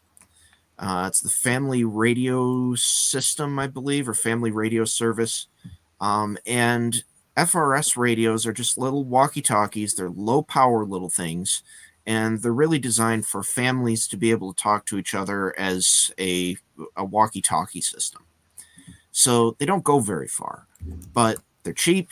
You can pick them up like at Walmart or pretty much any big box store has FRS radios. Here, I'm just going to throw this out here. So here's a bunch of them. I just did a search.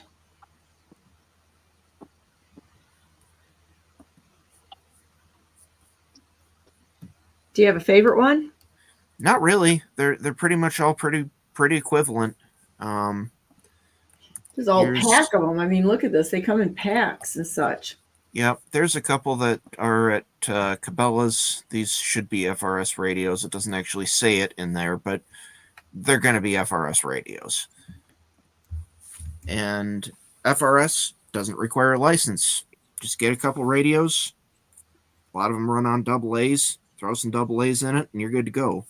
You tune both ends to the same channel, and you can talk to each other. $70 for two.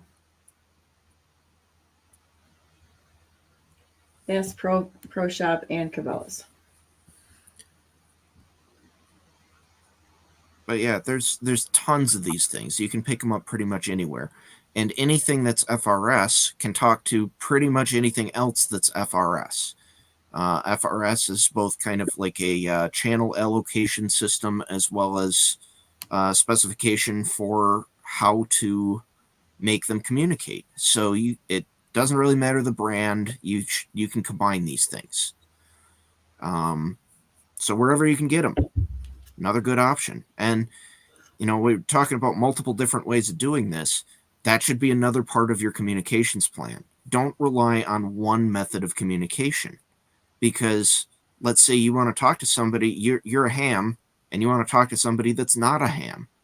Well, be open to other options. Don't rely just on ham radio. I mean, it may be a good idea to have maybe a local network of CB and a local network of FRS radios, and have a few people in the community that are ham radio operators that can operate on the long range bands to be able to reach people in other regions. Have multiple options. So FRS radios are not a bad way to go. They're cheap. They're readily available. You can get them pretty much anywhere. And what's the range on most of these? Did I miss it because I was typing here? So what's the range? It depends on like how many trees and stuff you have around you. So you have to have a sight line? More or less, yeah. Like if you've got it in open air, I think it's something like 30 miles. If you've got a lot of trees around you, it's probably closer to about 2 miles or less. That's still pretty good range for an inexpensive radio. Yep.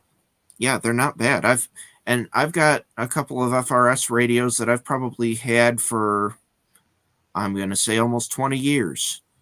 And they still work. I can imagine scenarios like this. Excuse me. Right now, like there was a fire at a restaurant in my local community. And that kind of thing, or an accident where everybody hears sirens and they're like, what's going on? Well, I can turn on my radio to the scanner feature, and if there's still communications going on through the sheriff's department or a fire department, I've got those channels in it, and I can maybe pick up on that. Sometimes by the time I hear sirens, they're really done with their communications, and I'm not likely to pick up on any real news. But something like that, you reach out to your neighbor and say, hey, did you hear what's going on? And they say, yeah, I know so and so on Facebook posted it. That's an example of having a different kind of network that I don't have. They tapped into and figured something out, and now they've shared information with me about what's going on, so that when someone else reaches out to me, did you hear? I can say, yes, I heard this. And that's how information swirls around the neighborhood. I would like to have a church bell. That'd be cool. We've got a big, a fair-sized pole building, and I think it would be great if just a local area, just a number of neighbors, if there's a centralized bell somewhere and a protocol to use it. If somebody's got a fire, if somebody's having a medical emergency, you run to the bell, and anybody around can hear it and go to it. Like, neighbor across the road had a truck alarm going off, and it was repeated, and it was like, I finally thought, it's not an accident. I texted him, and there wasn't any communication, and I thought, he can't reach his phone, and maybe one of his cows kicked him or something. And he's down, and he what can he do? He's got his keychain with him, and he's hoping that somebody like me is going to pay attention to it. So after the third round of honking, I opened the front door and I said, hey, you held out his name. And it turned out his neighbor had gotten a friend that had been helping out when he was gone, locked himself in one of the outbuildings, and that's all it was. It wasn't a medical emergency, but it was the noise that attracted him to it, and was able to get the help that he needed. So what if we set up something like that? It doesn't require any electronics. It just requires, like we started out, have you talk to your neighbors, Yep, that's a great idea. Just having an audible communications method. And I'll have to talk to you later, because I know where to get it. I know there's at least 2 of them that I know are available right now. Sweet. My parents had one before they moved. Good to have friends who are nerds and resource junkies, right? Yeah. So another radio communications thing, and this is one that has become quite popular lately with off-roaders and Jeep people, is GMRS. And GMRS, I think that waterproof Baofeng, I believe that is also capable of doing GMRS radio. But GMRS, what you do is you get it's a license thing. So you get a license, but there's no knowledge test for it like there is for ham radio. GMRS, you just pay for a license, and once again, I think it's $35 for 10 years. And that license covers you and your immediate family. And there are a whole bunch of different things you can do with that for like additional privacy, so that you're only really talking with your family. But that's another good option, and those radios are also cheap. FRS, where it's got multiple channels, FRS is much like CB radio in that it's got multiple channels, but they are all completely open to the public. GMRS is a little bit more locked down, a little bit more private. But anything that's electronic can be hacked, yes. No matter what it is. There is no bomb-proof system for avoiding all hackers, except for maybe an active phase array. Active phase arrays are pretty darn cool, aren't they? They are cool. That's a really cool thing. So. Yeah. I'm picturing Mrs. Olson at the switchboard listening into everybody's business. I mean, this is old school. It's always been happening, right? Yeah. Yeah, one of the And things we should get into active phase array. It does. yeah, Yeah. My those screen's are gonna go pretty black cool. on that one too. They're gonna knock us right off if we get into that. Oh Yeah. no! And What are they talking particularly about now? if we talked about one particular active phased array antenna built several decades ago, which has never been admitted to as an active phased array antenna. And I'm pretty sure you know which one I'm talking about. Yeah, I might know which one you're talking about, which I find is really funny. They're all going, "Is she gonna say it?" No, I won't say it because watch my screen go black. Yeah. No need to harp on that. You're hilarious. So yeah, GMRS radios, really popular with Jeep people. So if you get a GMRS radio, if there's going to be a lot of people, particularly, there's a strong overlap between Jeep people and people who are generally a little bit preparedness minded. Preppers, Yeah. survivalists. Survivalists, that's probably a better term for it, because a lot of them will actively go on trails and that sort of thing where they have to be self-sufficient, at least for a time. Adventurous. Yes. Yeah, I know some people like that.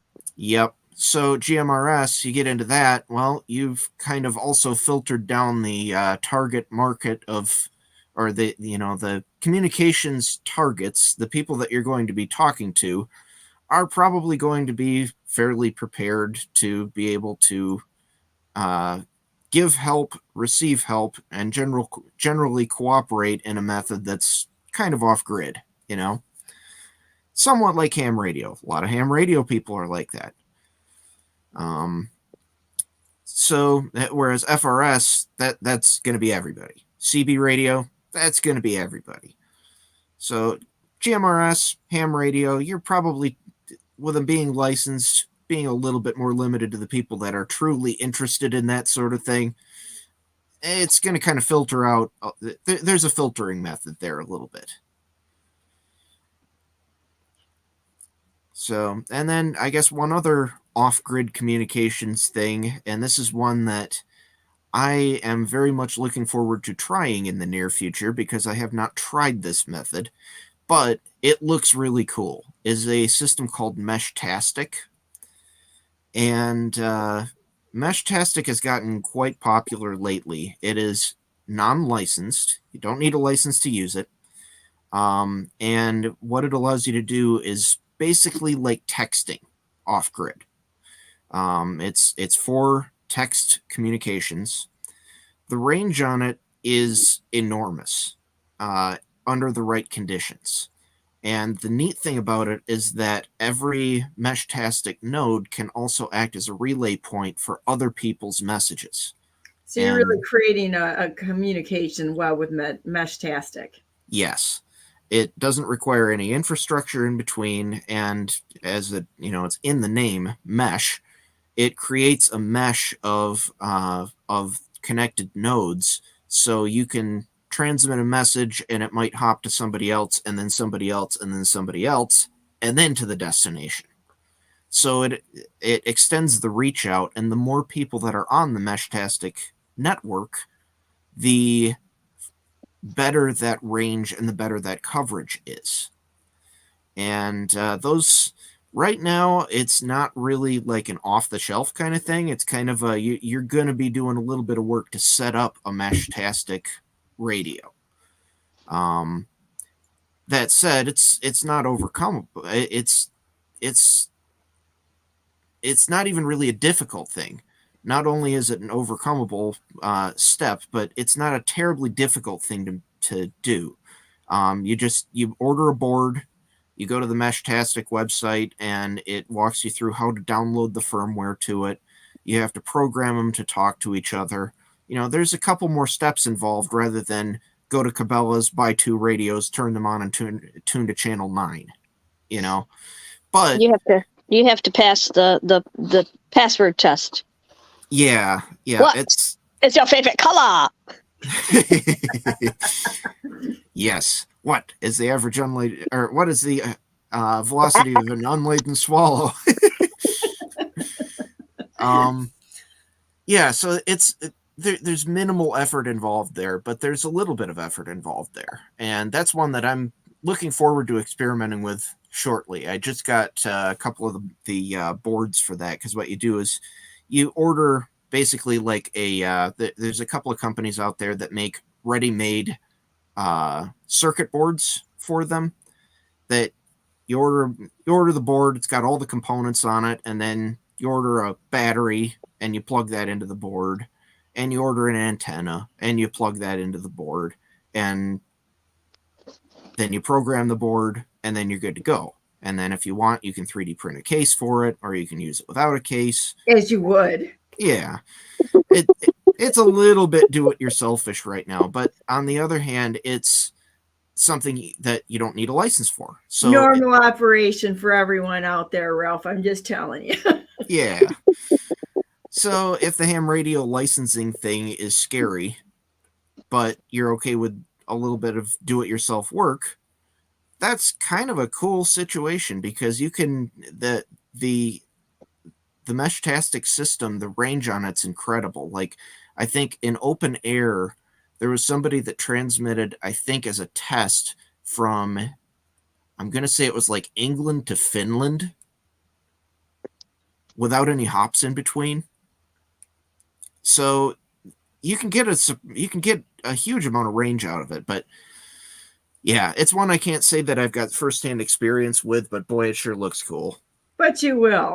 I'm convinced of that. So I want to go to the chat a second. Going back to the church bell, Tom Always Learning says they banned church bells in Byron Center because all the drunks are hung over on Sunday morning.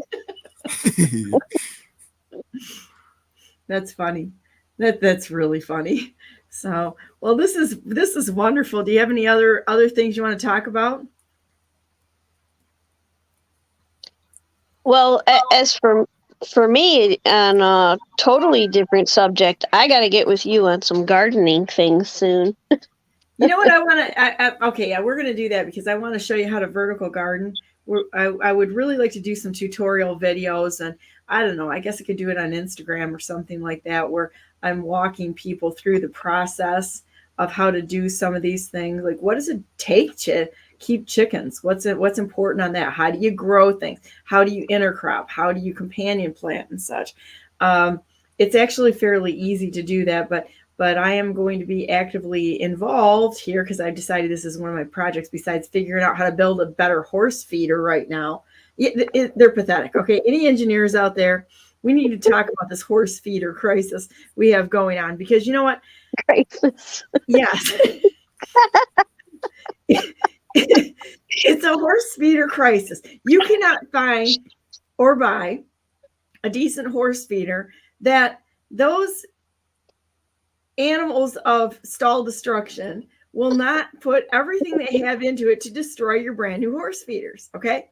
And they're not built for long-term solutions. You know, they do vacuum formed horse feeders. They do the metal ones that have sharp edges. Can't do that with horses. Okay. So you got it figured out. So I am in fact going to have taken this on as, you know, you remember when when Ariat decided to make a sub boot. And I was pissed off for months over this. I spent like 5.5 hours on the phone to Ariat telling them why you do not put, what is their audience? Okay, audience. The name comes from Ariat, Secretariat. Their target market is people that ride horses, right? So they decide to get real smart on us and move to the non-cowboy people who go to concerts and want to dress up as a cowboy. But they're not functional cowboys, and that's okay. I'm not going to take it away from them. Okay. It's okay. I respect that. Not a problem. However, we got to have an option for people who are actually horse people. So they decided to put zippers on the inside of the legs, which you don't ever have unless it's like an English boot or something like that. How dare they? Yes. Where you cover that so you don't screw up all your tack by scratching it all up. Right. Yeah. So what did I do? I get into making shoes. I'm like, I'm going to figure out how to make my own boots and shoes because that they can't make one. We're going to figure this out, and I'll either make my own or make a company and put them out of business. So anyhow, horse feeders suck. And a horse can destroy any of the horse feeders on the market. They're about $180 a piece at a rate of, start the clock running when you put it in their stall, right? So I decided that right now, my next thing, stupid autistic thing to obsess about, is figuring out how to build a better horse feeder. So there you go. If somebody wants to jump on with me with creating a better horse feeder and come up with some ideas, I'm all ears, because I'm sick of paying the $180 to replace a completely destroyed horse feeder that somebody just was too bored and decided to tear the horse feeder apart for no reason whatsoever other than to sit back, laugh at me as I spend money for the horse feeder. Anyhow. I thought that was just a goat problem. So no, they like to scratch their behinds on it. They like to chew it, crack it with their teeth and pick it up and let it spring back in order to dislodge any little tiny bit of grain that they think they can get their teeth on. And so yes, it's a crazy thing, but it is a real thing. So another thing though I want to look at honestly is, and I started in on doing some research on this, is what if the power goes out? Okay, we've already been through water to a certain degree, but what happens if the power goes out and you have no sewer? What if you can't flush a toilet? There are some great options, and actually I found a really good video on how to make a makeshift toilet and separate the waste products out, because urine is sterile. They used to put that out around their trees and such, and it sounds gross to us in the way that we live our lives now, but if things melt down, where you're going to go to the bathroom? And those things are things that we need to think about. The other thing is where are you going to go to the bathroom that's not going to pollute your water source? And how are we going to deal with that? So I found some portable toilet options, but there's also ways of doing this very, very simply using an existing toilet in your house, taking all the water out of it, and being able to deal with it fairly efficiently that way. There's other ways of dealing with it. And I think this is something we have to talk about. I mean, there for years, all of these subjects that have been taboo. Okay, Christians can't talk to Jews and Muslims and blacks and whites and whatever categories they have. We can't talk about, we can't talk about these things about getting rid of waste products. Well, you know what? Because they've taken us so far away from what life was really like and what it used to be like, that if we unplugged from the system that we've become so dependent on, there's a lot of things that would be a wake-up call for everyone. Civilization has some great conveniences for us, but what happens if they go away? And I think we should really be prepared for that. So back to the garden. Okay, I'm going to give you I'll give you some homework. Okay, and then we'll go through. Okay, we'll go through some. So, okay. So, first homework I would like you to think about is, what are the products that you are familiar with eating? What do you like to eat? That is a produce type of a product. Fruits or vegetables, something that grows, herbs, that sort of thing. Make a list of that. Then we can look down on that to see, okay, what kind of soil do you need? How do you need to augment the soil to help them grow better? How can we intercrop it with other crops? How can we companion plant to get rid of the pests? How can we make this work to conserve space and whatever your space constraints are? That sort of thing. We will go through all of that. And then where do you get the good seeds? Because you can buy crappy seeds anywhere. Crappy seeds are little puny little seeds and such. Good seeds will be big, fat seeds that have all the nutrition in it to really get that plant going well, quickly, and sustain it, because they haven't cheaped out on varieties that don't give you a good seed for productivity. We could also go through foraging for food too. I have a decent amount of knowledge on that, so that we can prepare people in case the grid goes down. But that's off the grid survival techniques, and I think that the three of us actually are pretty well equipped in that from preserving food to all that. So what could I do to help you, Karen? Well, our focus in the last week has been preparing for our meat garden, as I like to call it now. Because you're a savage. We know how to do that. It's just been dealing with the what winter has done to that shelter and cleaning it out more, because it used to house goats too. So now we are just about ready to start our meat chicks, and eventually, within a couple of months or so, we'll be doing our first harvest. And this year I would like to learn about canning. I think is one alternate thing, and I know you have experience with that. My husband just bought me a book online, I think, on that topic too. I've got a bunch of books here on gardening, so I'm in the first stage of reading about and thinking about what do I want to grow and how do I want to grow it, because planning before we start is the step that I'm at. We want to do containers. My husband would like to do a vertical garden or a upright garden, so that I don't have to bend over for the majority of it and hurt my back on a daily basis weeding and all that. I think we'll do some container for things like strawberries, tomatoes. Tomatoes is his specialty.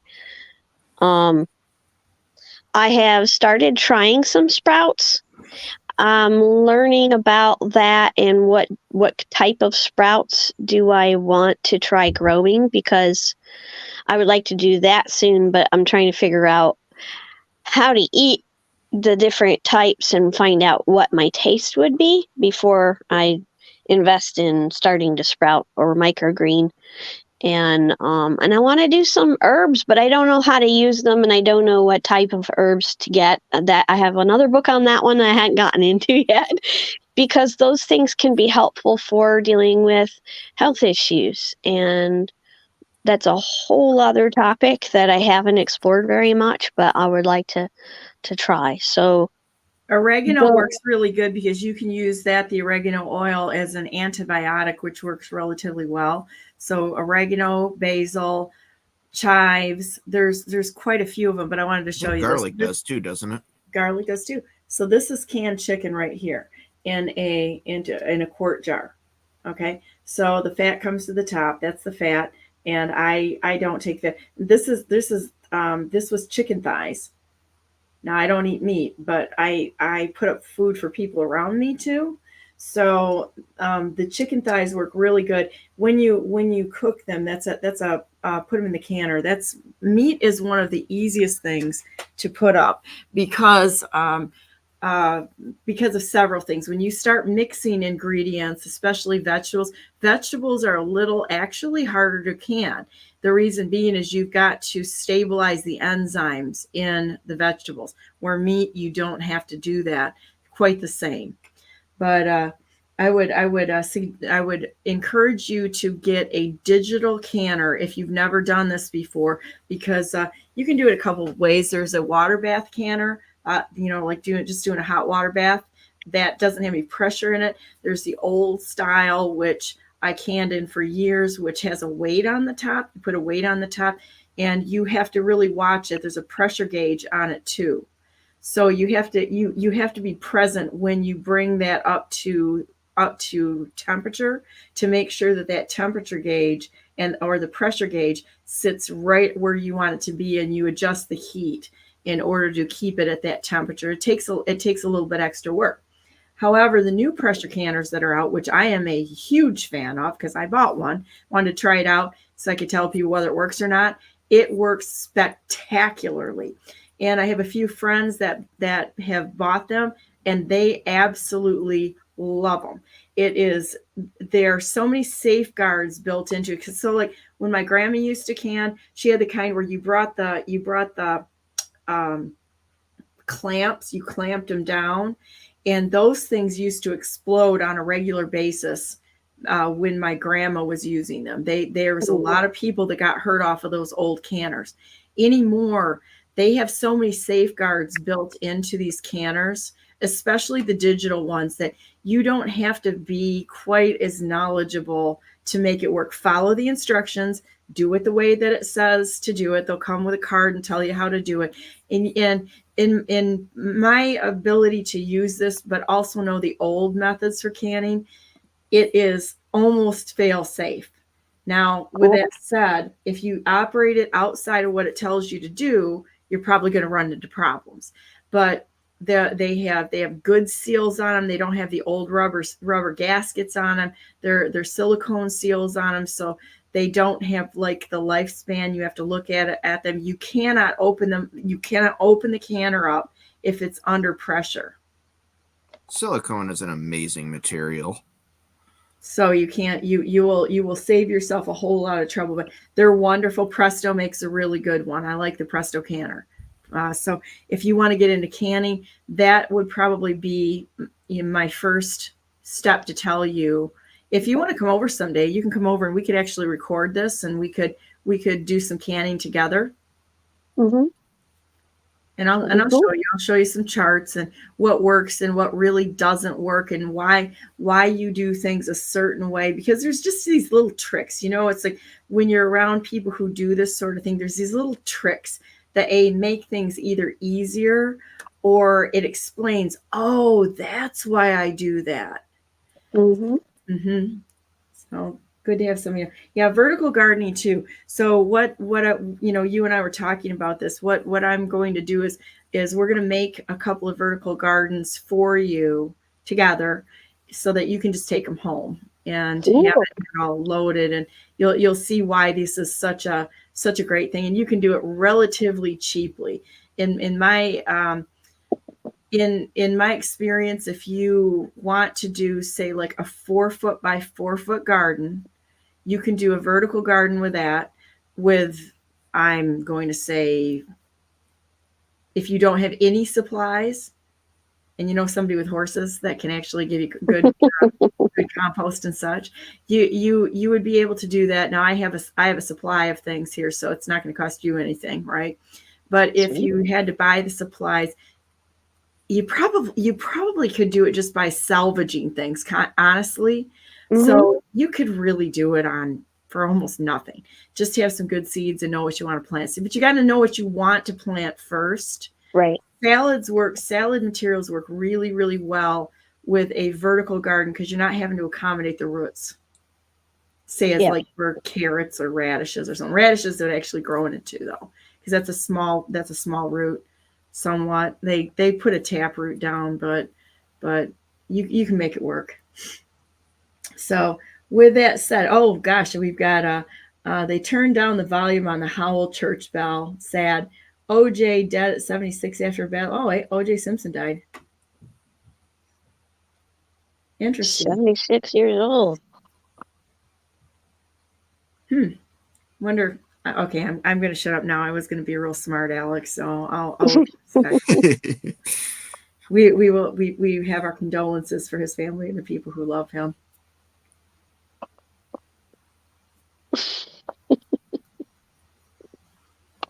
So there you go.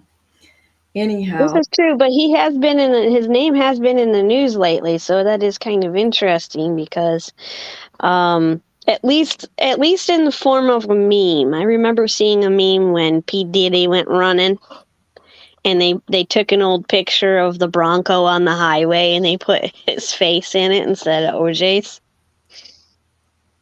which was funny at the time. But it made people think about those days, back in the days when the celebrity went running on the highway when they were charged with the crime. And the really unfortunate part of it is that when somebody does the wrong thing, none of us should be happy about that. And the far-reaching implications of that, there are people that actually think about this as mom and dad. They're probably gone by now, but there are people that love other people who make bad decisions. So the real sad thing is the people that are left behind still have to deal with the fallout of someone who made bad decisions, and they love that person, So it's a real tough thing. You know, you can see this stuff in the news, but there are real people behind these situations, and we have to keep in mind that. So I'm going to go back to my canned chicken here. So here's the canned chicken, right? Now that you've got canned chicken, and you'll notice that there's all sorts of juices around in here. We'll call it broth from the chicken and how you put it in there. What do you think you would use that canned chicken for? Because once you have it, what do you do with it? Got any idea? Any ideas? I think you could probably make a soup really easily out of it. Very easily, because you got the broth and you got the starter right there. So what else could you do with canned chicken like this?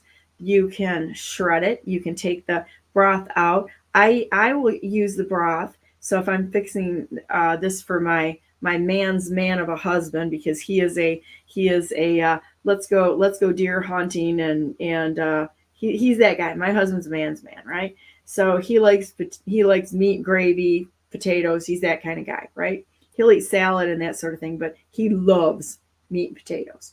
So for this, what I would do is I would open this up and I would pour it into a pan of some sort, whatever pan. Usually for something like that, I would put it into a regular, a saute pan or some sort of a pan with all of the juices in it, including the fat. Actually, I'm not adverse to the fat. I think we need more oil in our diets. So put it all in there, warm up the meat because it's already fully cooked. It conserves, once you have it, it conserves energy. So once you're in a situation of needing food, you want to think about conserving your energy. If it's already cooked, you could eat that. You could open the can up and eat it the way it is. You don't have to cook it. But if I'm going to make it for my husband, what I will do is I'll throw it in a pan, a saucepan of some sort, and heat the meat up. Then I will take the meat out, get some cornstarch, mix it up in a little bit of water, pour it into the juices that are left, and thicken it. Throw in some salt and pepper, and you've got a very, very nice gravy to put on potatoes with your chicken.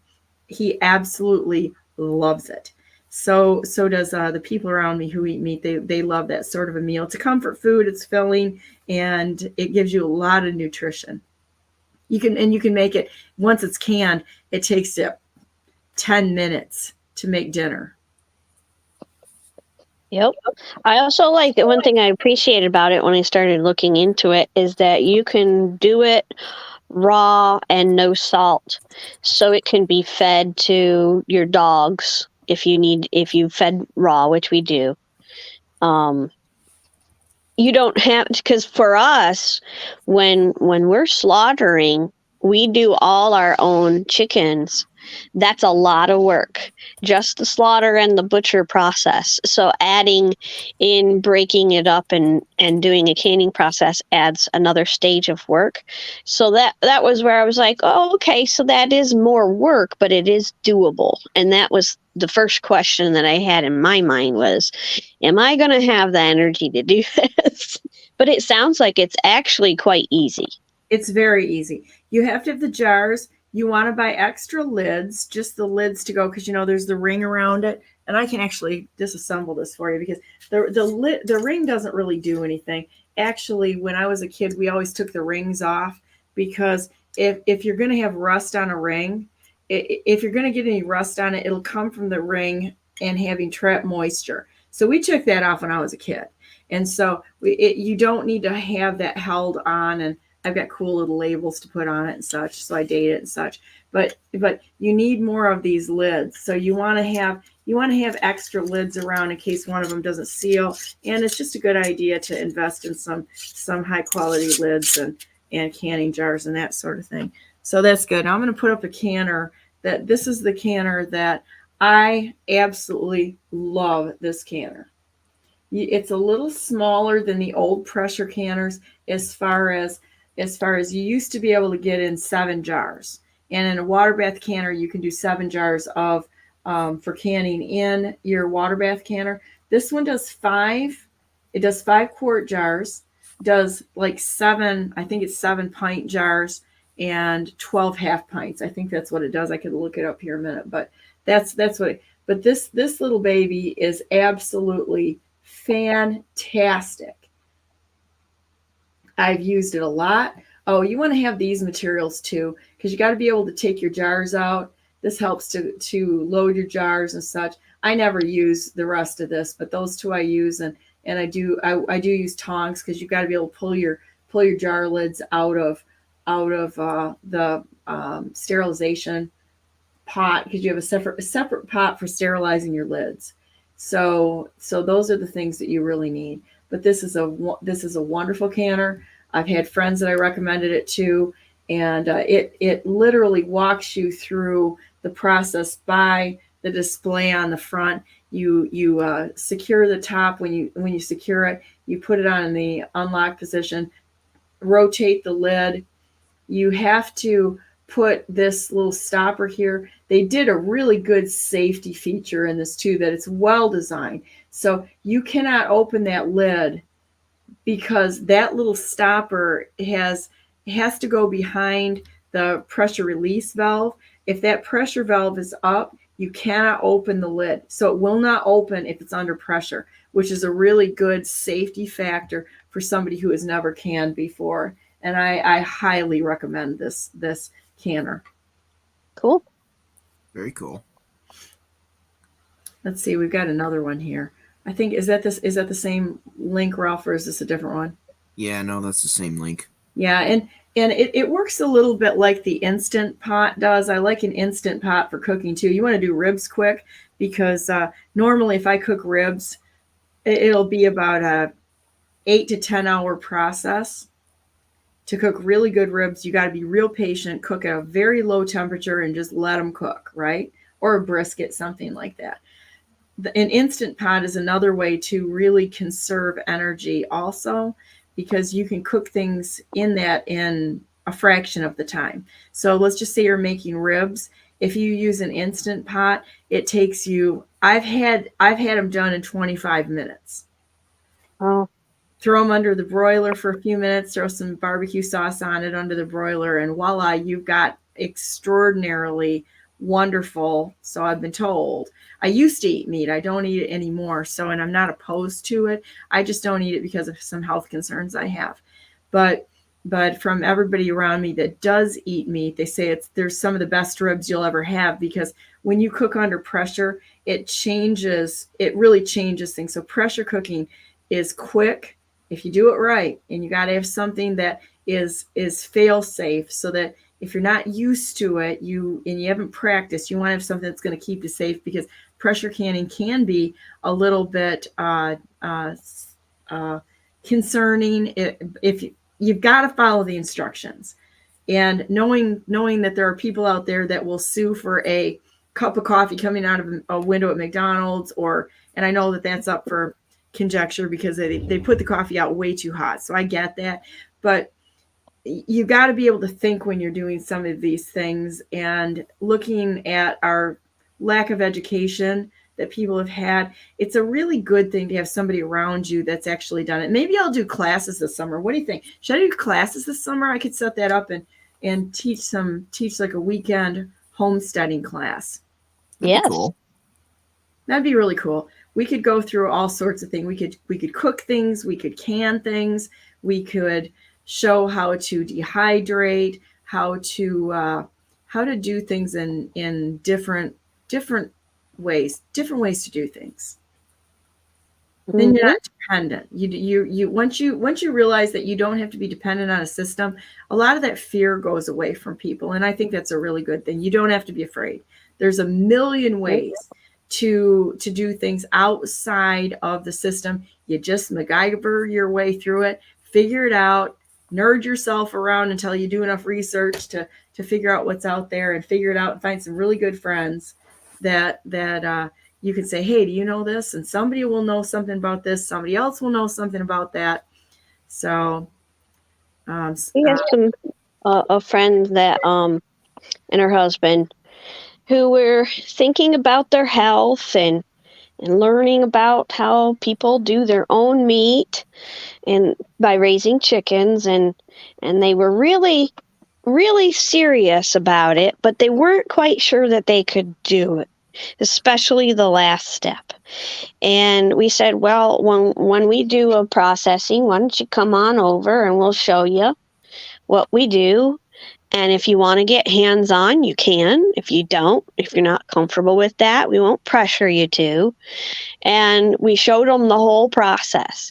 And at the last bird, I handed it to her and said, you do this. And the husband jumped in with my husband. And since it wasn't her chicken, it was a little bit easier to get hands-on and to learn about it.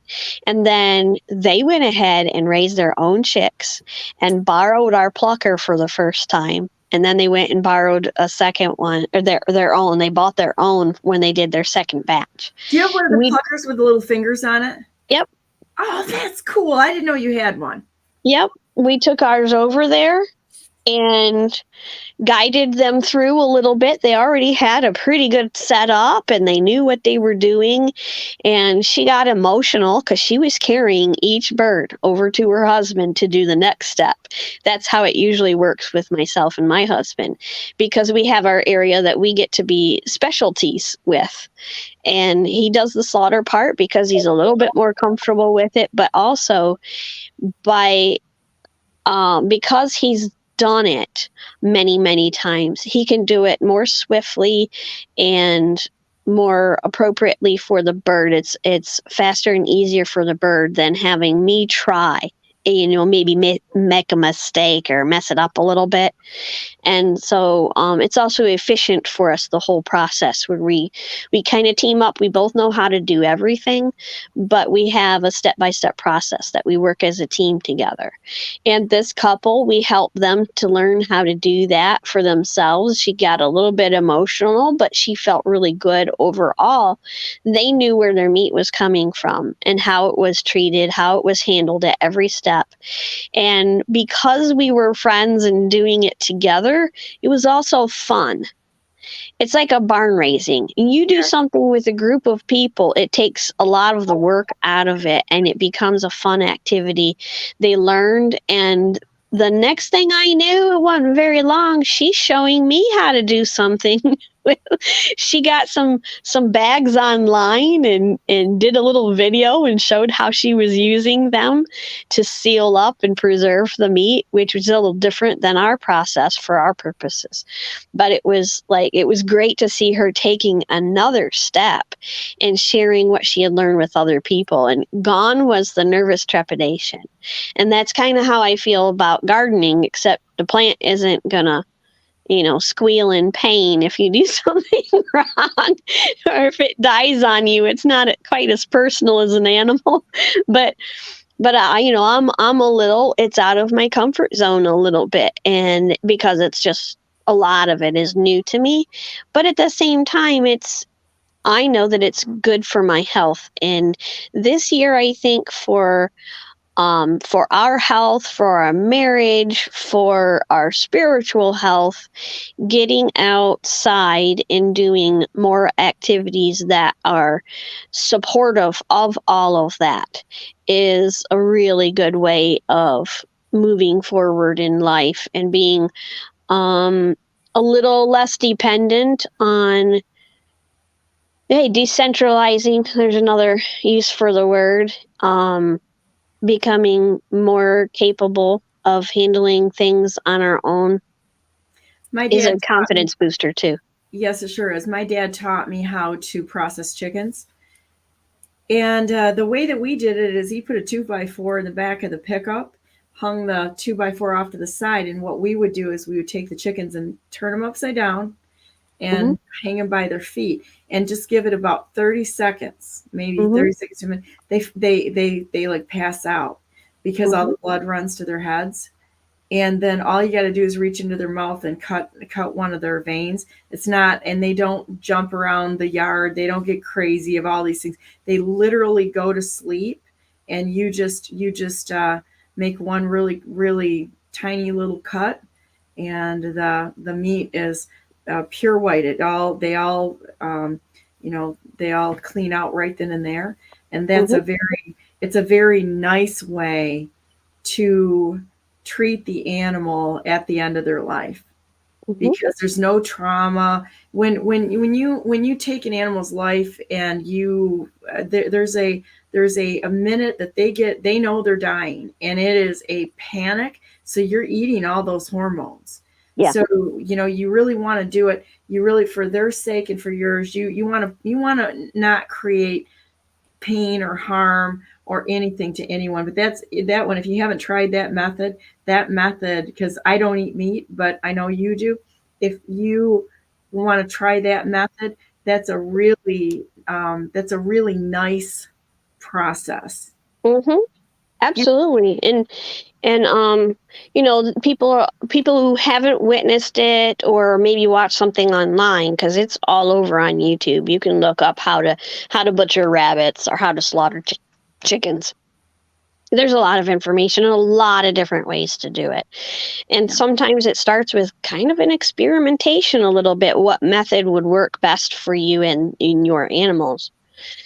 I usually am the one that fetches the animal out of the pen, because I'm able to do it with a little lower energy, and they're not used to being handled, because we don't treat them like pets like we might with chickens. You pick them up every now and then. Some people do a lot.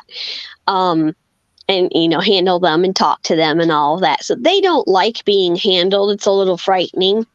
And as their population goes down, they're like, something is up. I don't feel comfortable with this.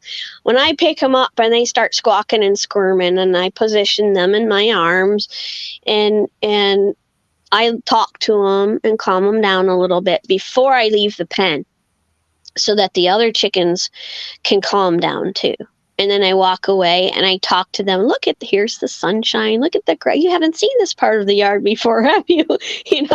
Because I don't want a bad experience for the bird, but I also don't want those adrenaline laden hormones in the meat.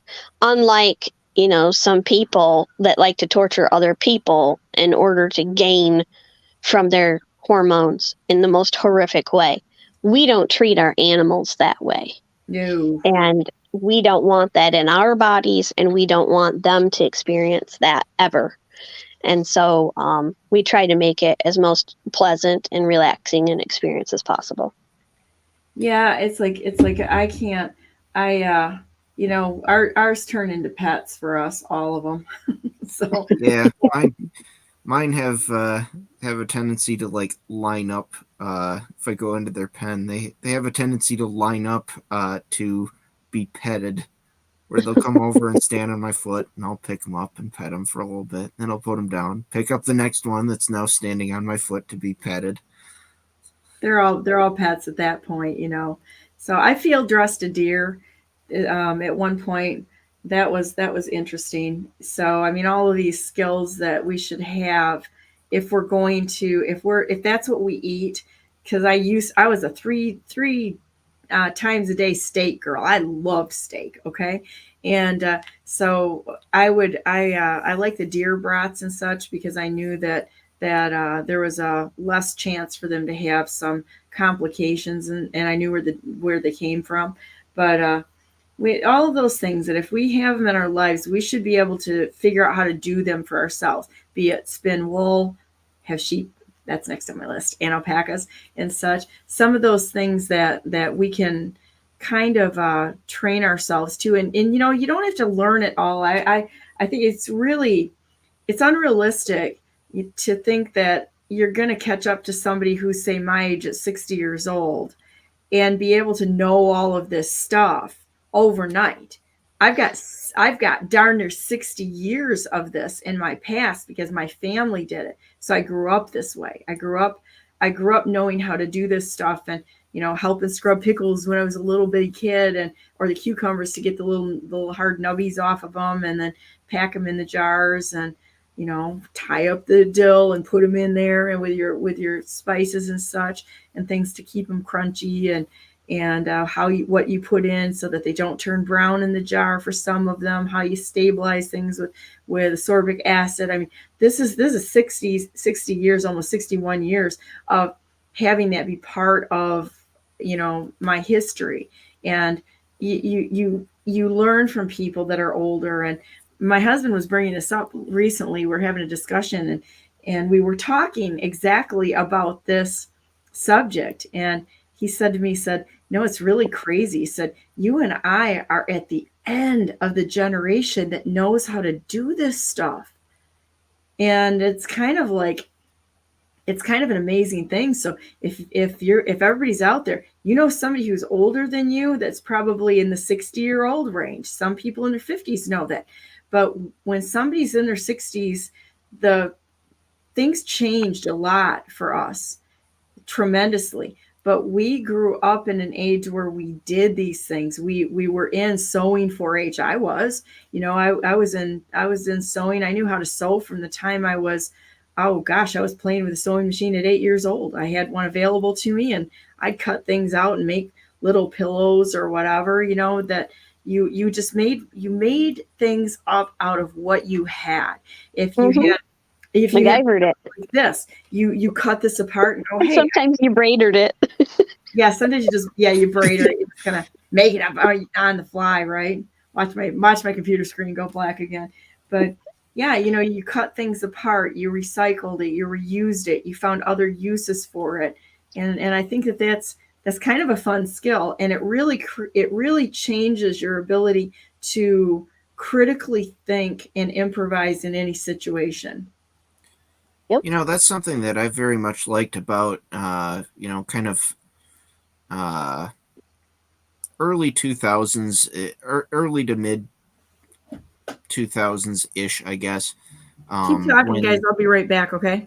When the maker movement really kind of got going. Oh, that was cool. It was cool to see, because a lot of it really was about younger people going and learning the craftsmanship techniques that were either lost or becoming lost, and rediscovering those techniques and learning to make things again. And I think too, with the increase in mechanization and then the decline of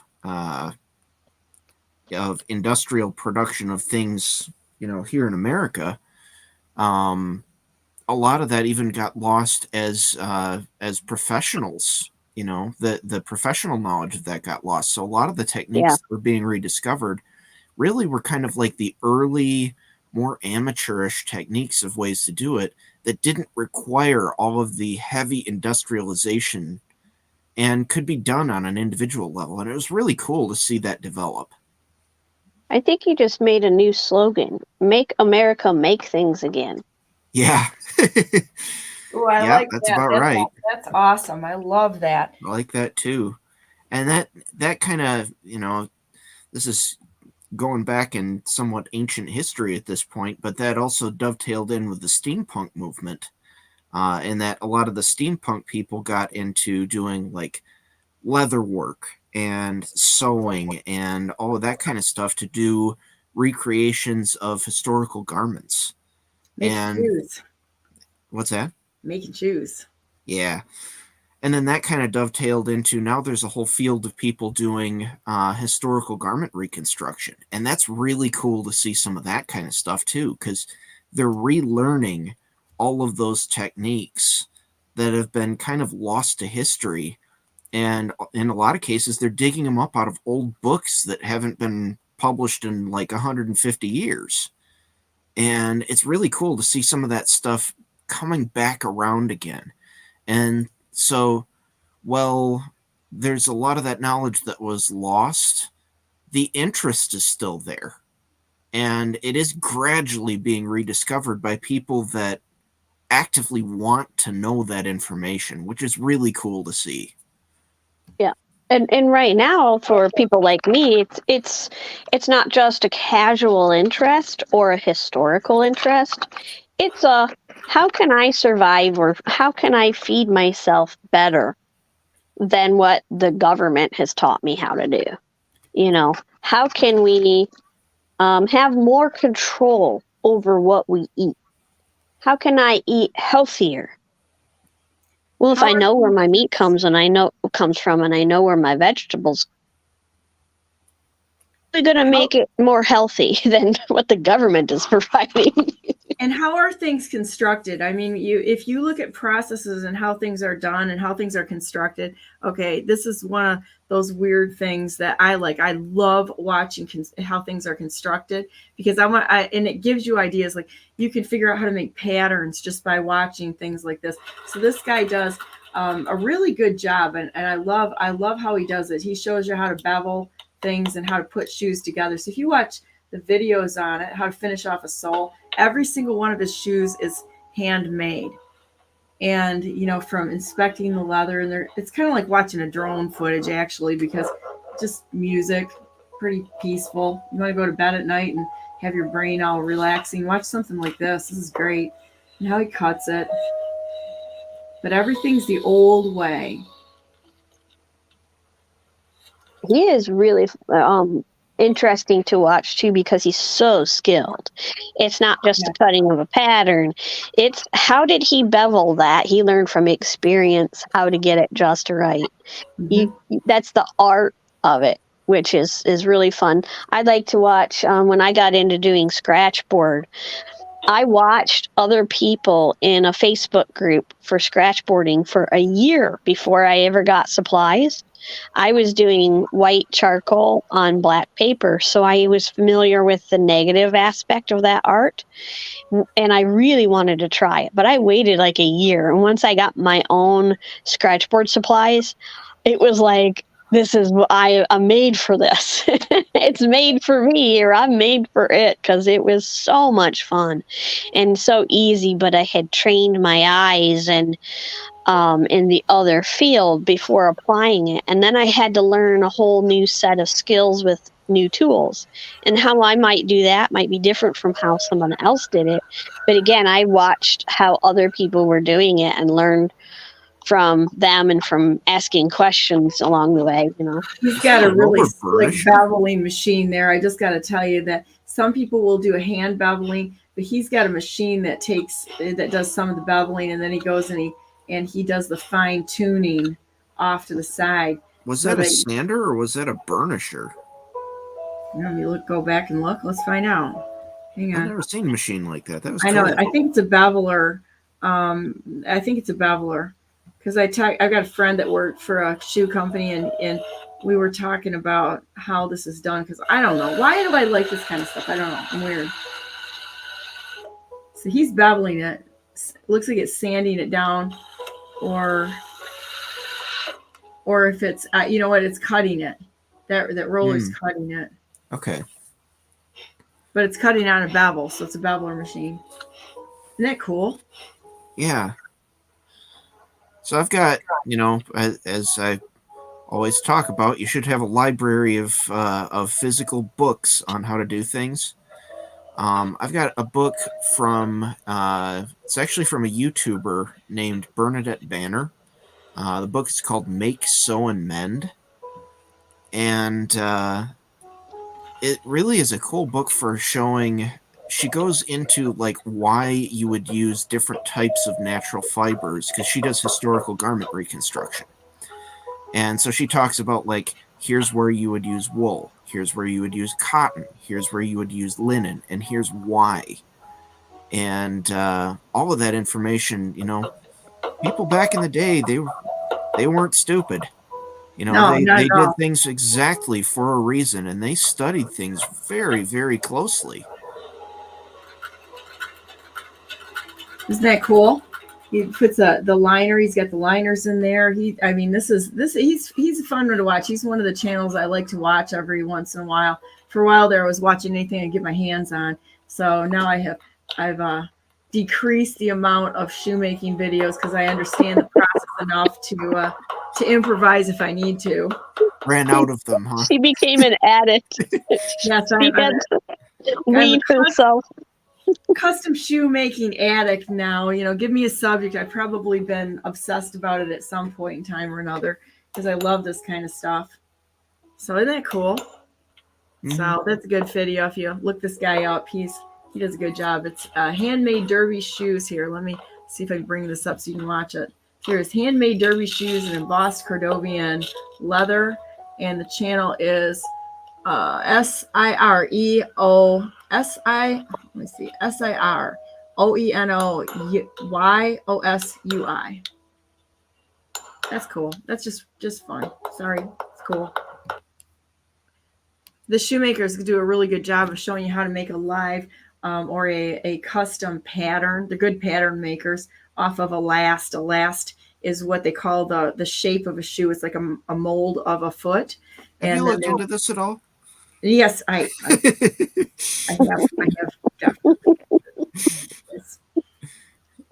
You were talking about doing it, but what have you taken any steps actually to get started on it, or have you just been distracted by the 1,000 other things that you're into? Well, I've done enough research to know everything I need to do it, and so I've got a couple of things that I've got a really good sewing machine, but I think I want to get a single stitch sewing machine so I can practice on this, and got all my resources, and I've put together some people who have done this. So I've contacted some people to have resources to actually talk to people, so I don't come out looking like, I don't know, I made it out of a box with a Kleenex box or something.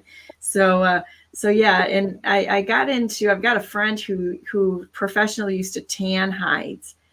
So all of these background things that you need to connect to the central issue, I think that your success rate, if you have a broad base of knowledge, not just, let's just make a pair of shoes today, but put this together, know why you do things with the tools, and then be able to put it together. But I fully intend to make myself a pair of shoes, probably a pair of cowboy boots, custom cowboy boots.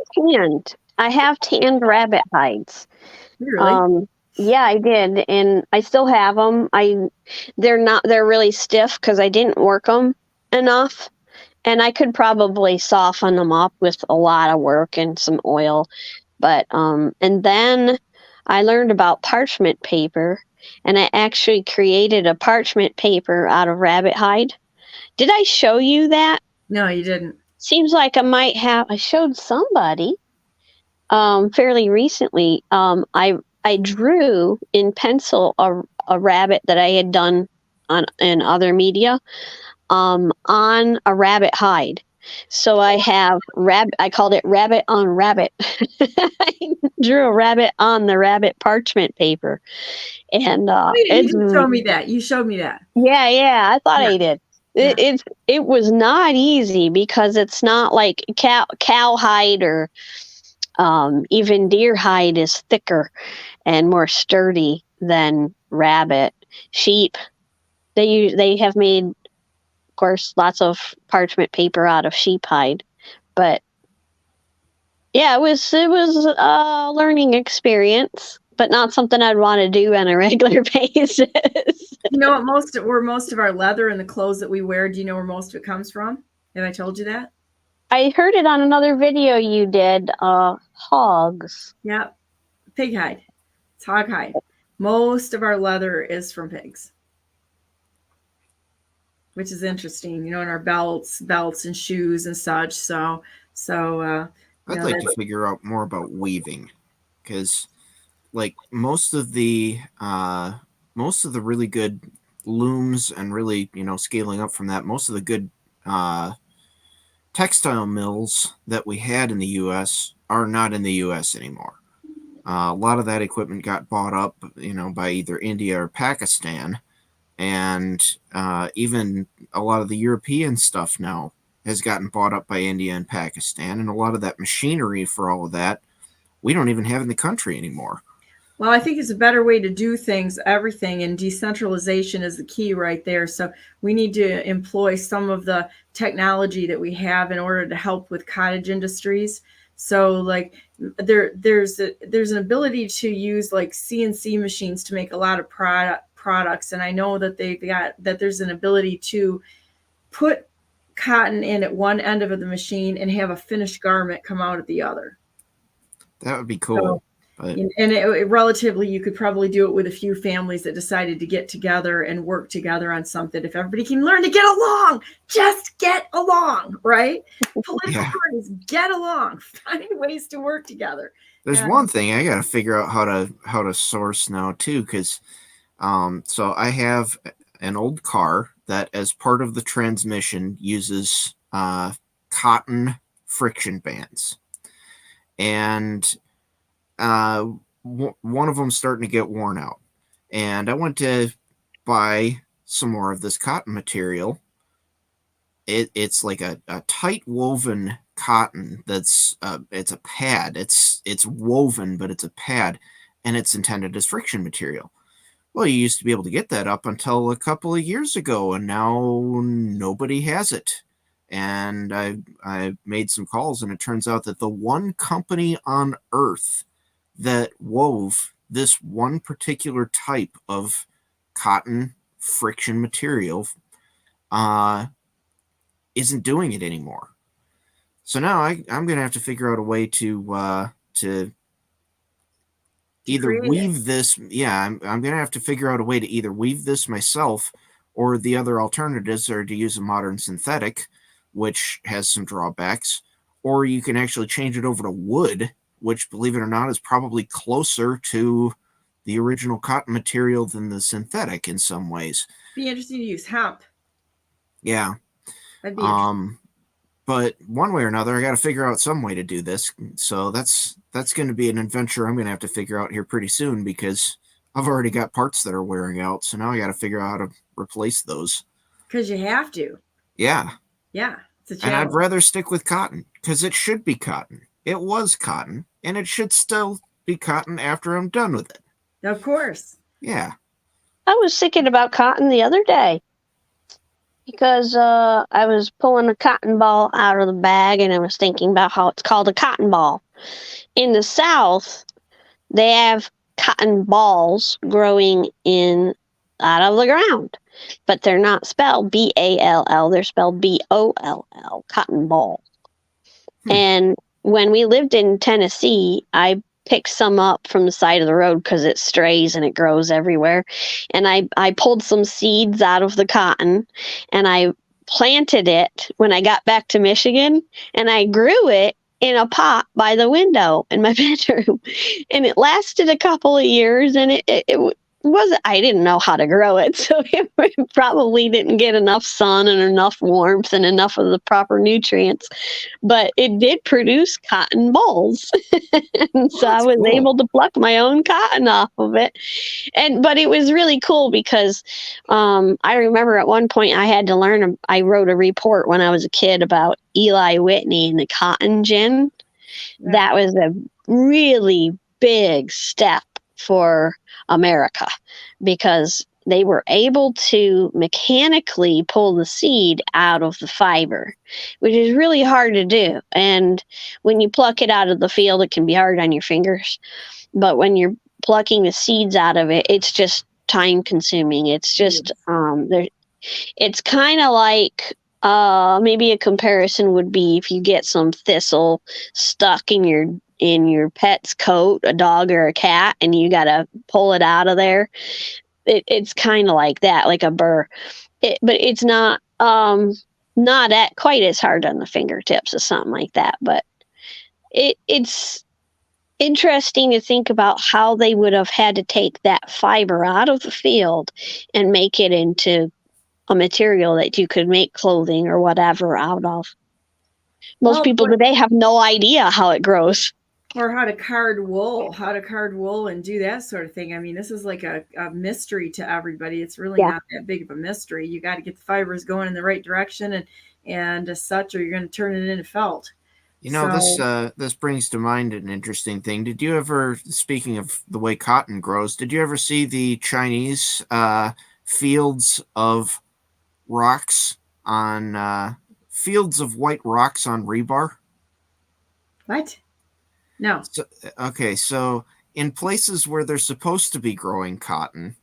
Oh yeah, I have seen that. they've in some places they have had some trouble growing cotton. And so to make sure that they are seen as being properly fulfilling their government quotas on different things, there are fields of rebar sticking out of the ground with rocks on the top of them, white rocks, so that from a distance it looks like cotton. Yeah, Here, watch me go dark here. It's going to be like, put something like that up, and it's going to be, oh, there goes Donna again. Went blank again. She's going to say the CCP is going to come in and get you if you don't hit the quota there. Let's see if I can find some.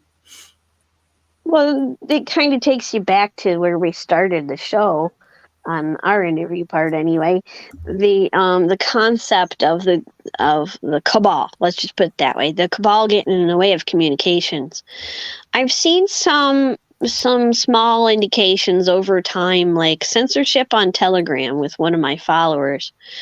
Tried sharing a couple of my memes and it would not go, and she started to be censored, kind of like a Facebook jail, where she could not share things to public channels. Yeah, there's censorship on Telegram, but less than others. And so there's a little bit more and a little bit more of that coming out, and I think we're heading in a direction where we won't be able to communicate socially online. We won't be able to learn about what's going on in the world around us, and we'll be stuck at home wondering what's going on. And in some ways, that's okay if it happens. We've talked about that before. I know Donna has, that it might be a protection for us while the good guys are doing whatever they have to do. Because if we can't communicate, what else are we going to have to do? There was a tornado in Wyoming a few years ago, and I went down there as part of a organization I was a part of to assist with the aftermath. And one of the major aspects that I noticed was the whole neighborhood was outside. Everybody was helping everybody, checking on everybody, and getting to know their neighbors all over again, because there was nothing else to do. The power was out and there was cleanup needed, and it just brought the community together. And so here we are talking about, well, how can you start that process before you have a tragedy or your power goes out, your communication system goes down? Are you prepared to communicate with your neighbors before you need to communicate with your neighbors? It's a good question to ask. You know, how well do you know? I know that I have a neighbor really close by who is a nurse. I know that I'm certified in CPR. Probably not anymore, technically. It's probably run out. But I have CPR, AED, first aid training. I even know how to do it with pets because I used to teach it. I was certified to teach all of those things at one point. CPR and on a so dog? Sorry? Yes. CPR on a dog? Yes. Okay. That's kind of cool. I'm trying to figure out the logistics here. Before. What? I've seen CPR on cats before. Okay.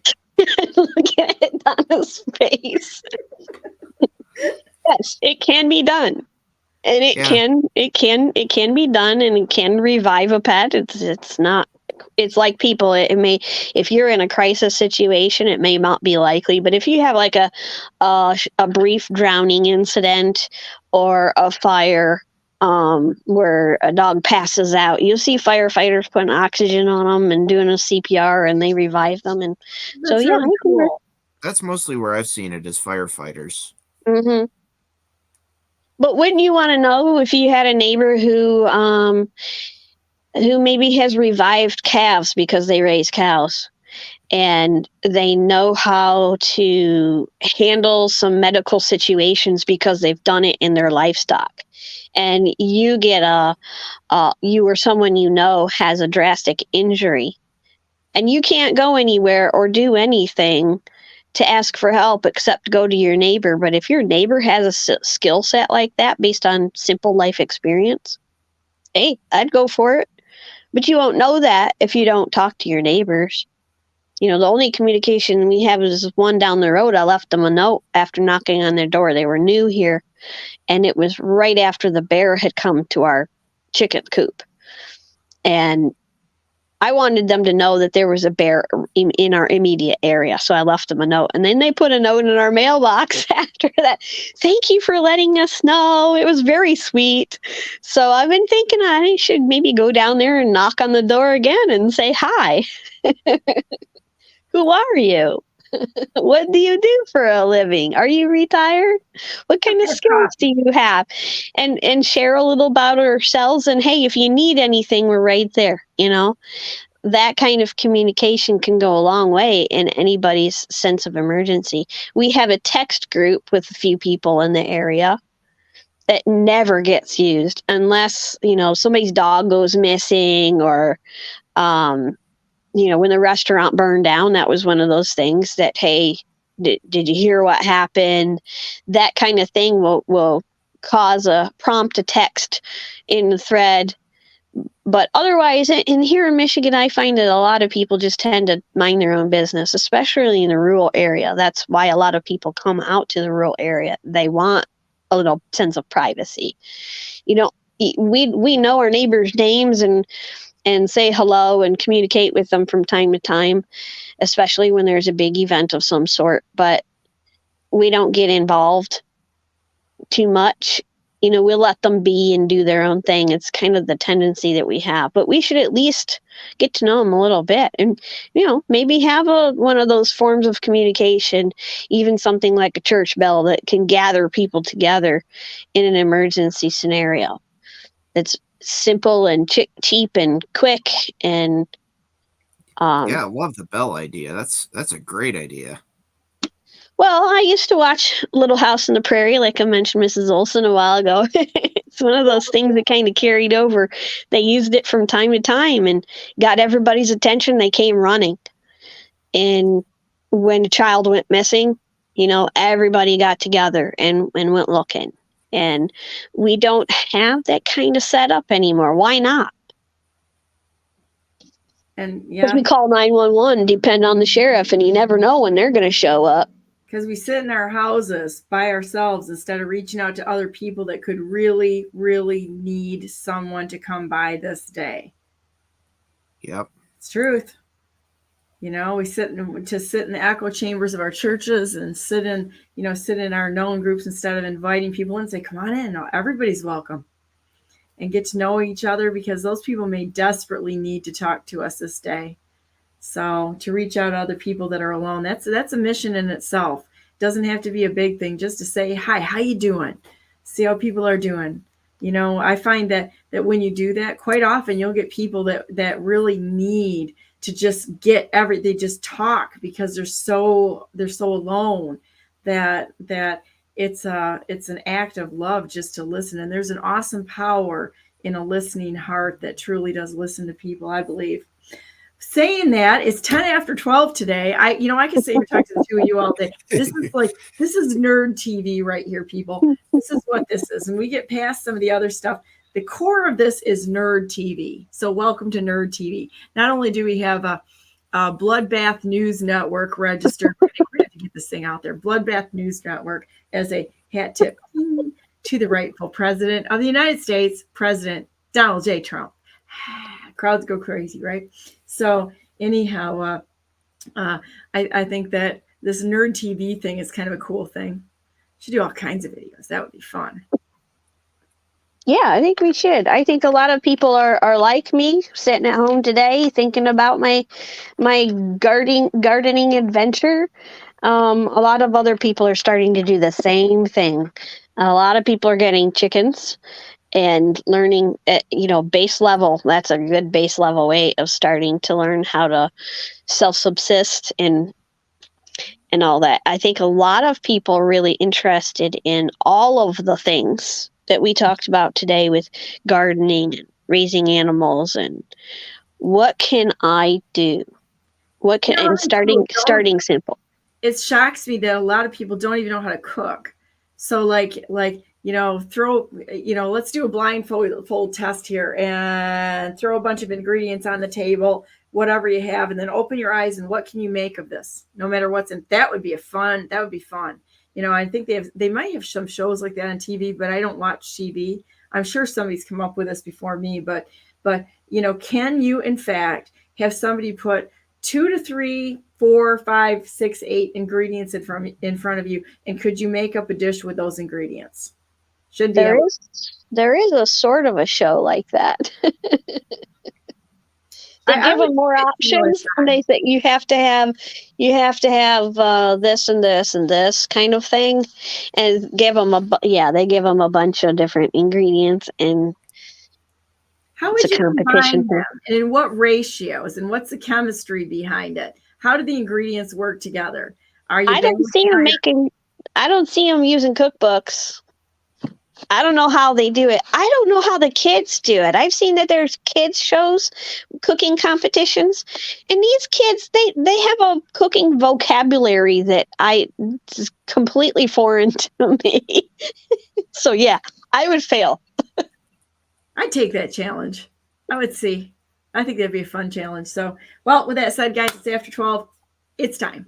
So, you want to say prayers or you want me to say it? You go ahead. Okay. Dear Heavenly Father, thank you so much for this beautiful day and this wonderful time just to sit and talk with friends. It's a wonderful life when you can explore the world that you created with people that you love. You've given us everything. It's what a great playground you made for us. It's a riot. It's like you gave us a whole table full of Legos, but the Legos are things like food and things we can grow and animals and friends and things that we can do for each other along the way. What an awesome experience. It's just amazing. So we thank you for everything you've given us this day. I thank you for Ralph. I thank you for Karen.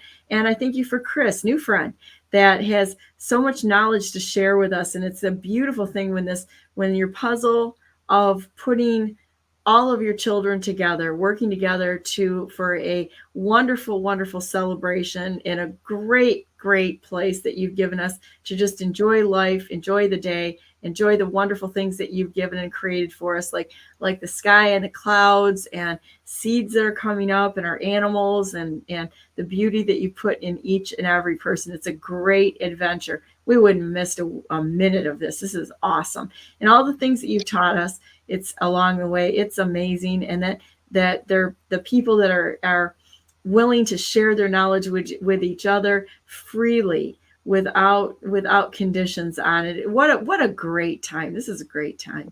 So thank you so much for everything. We love you. You've been a great friend to us, and we want to be a friend to you. Whatever it is you ask us to do today, whether it's an easy path or a difficult path, we're up for it. Just ask us.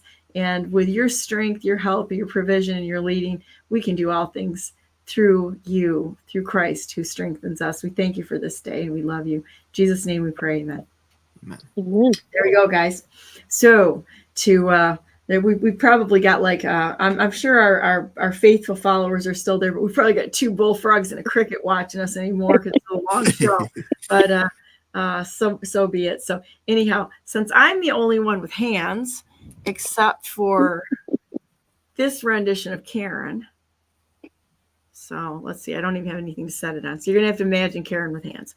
So anyhow, go to BrandenburgForGovernor.com. I'm the best non-conceder who has ever not conceded in the history of the United States. And I work on my boots, which is a bonus points for me.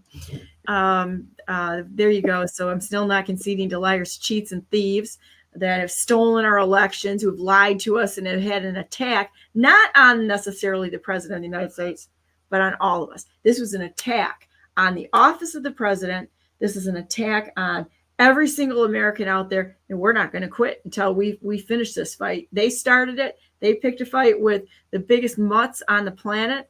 Mutts are the toughest dog in the pack. We're mutts. Americans are mutts. Guess what? We're going to finish this fight, and it's going to be awesome. Then the best is yet to come. So with that said, God bless you all. God bless all those whom you love, and God bless America. Make it a great day.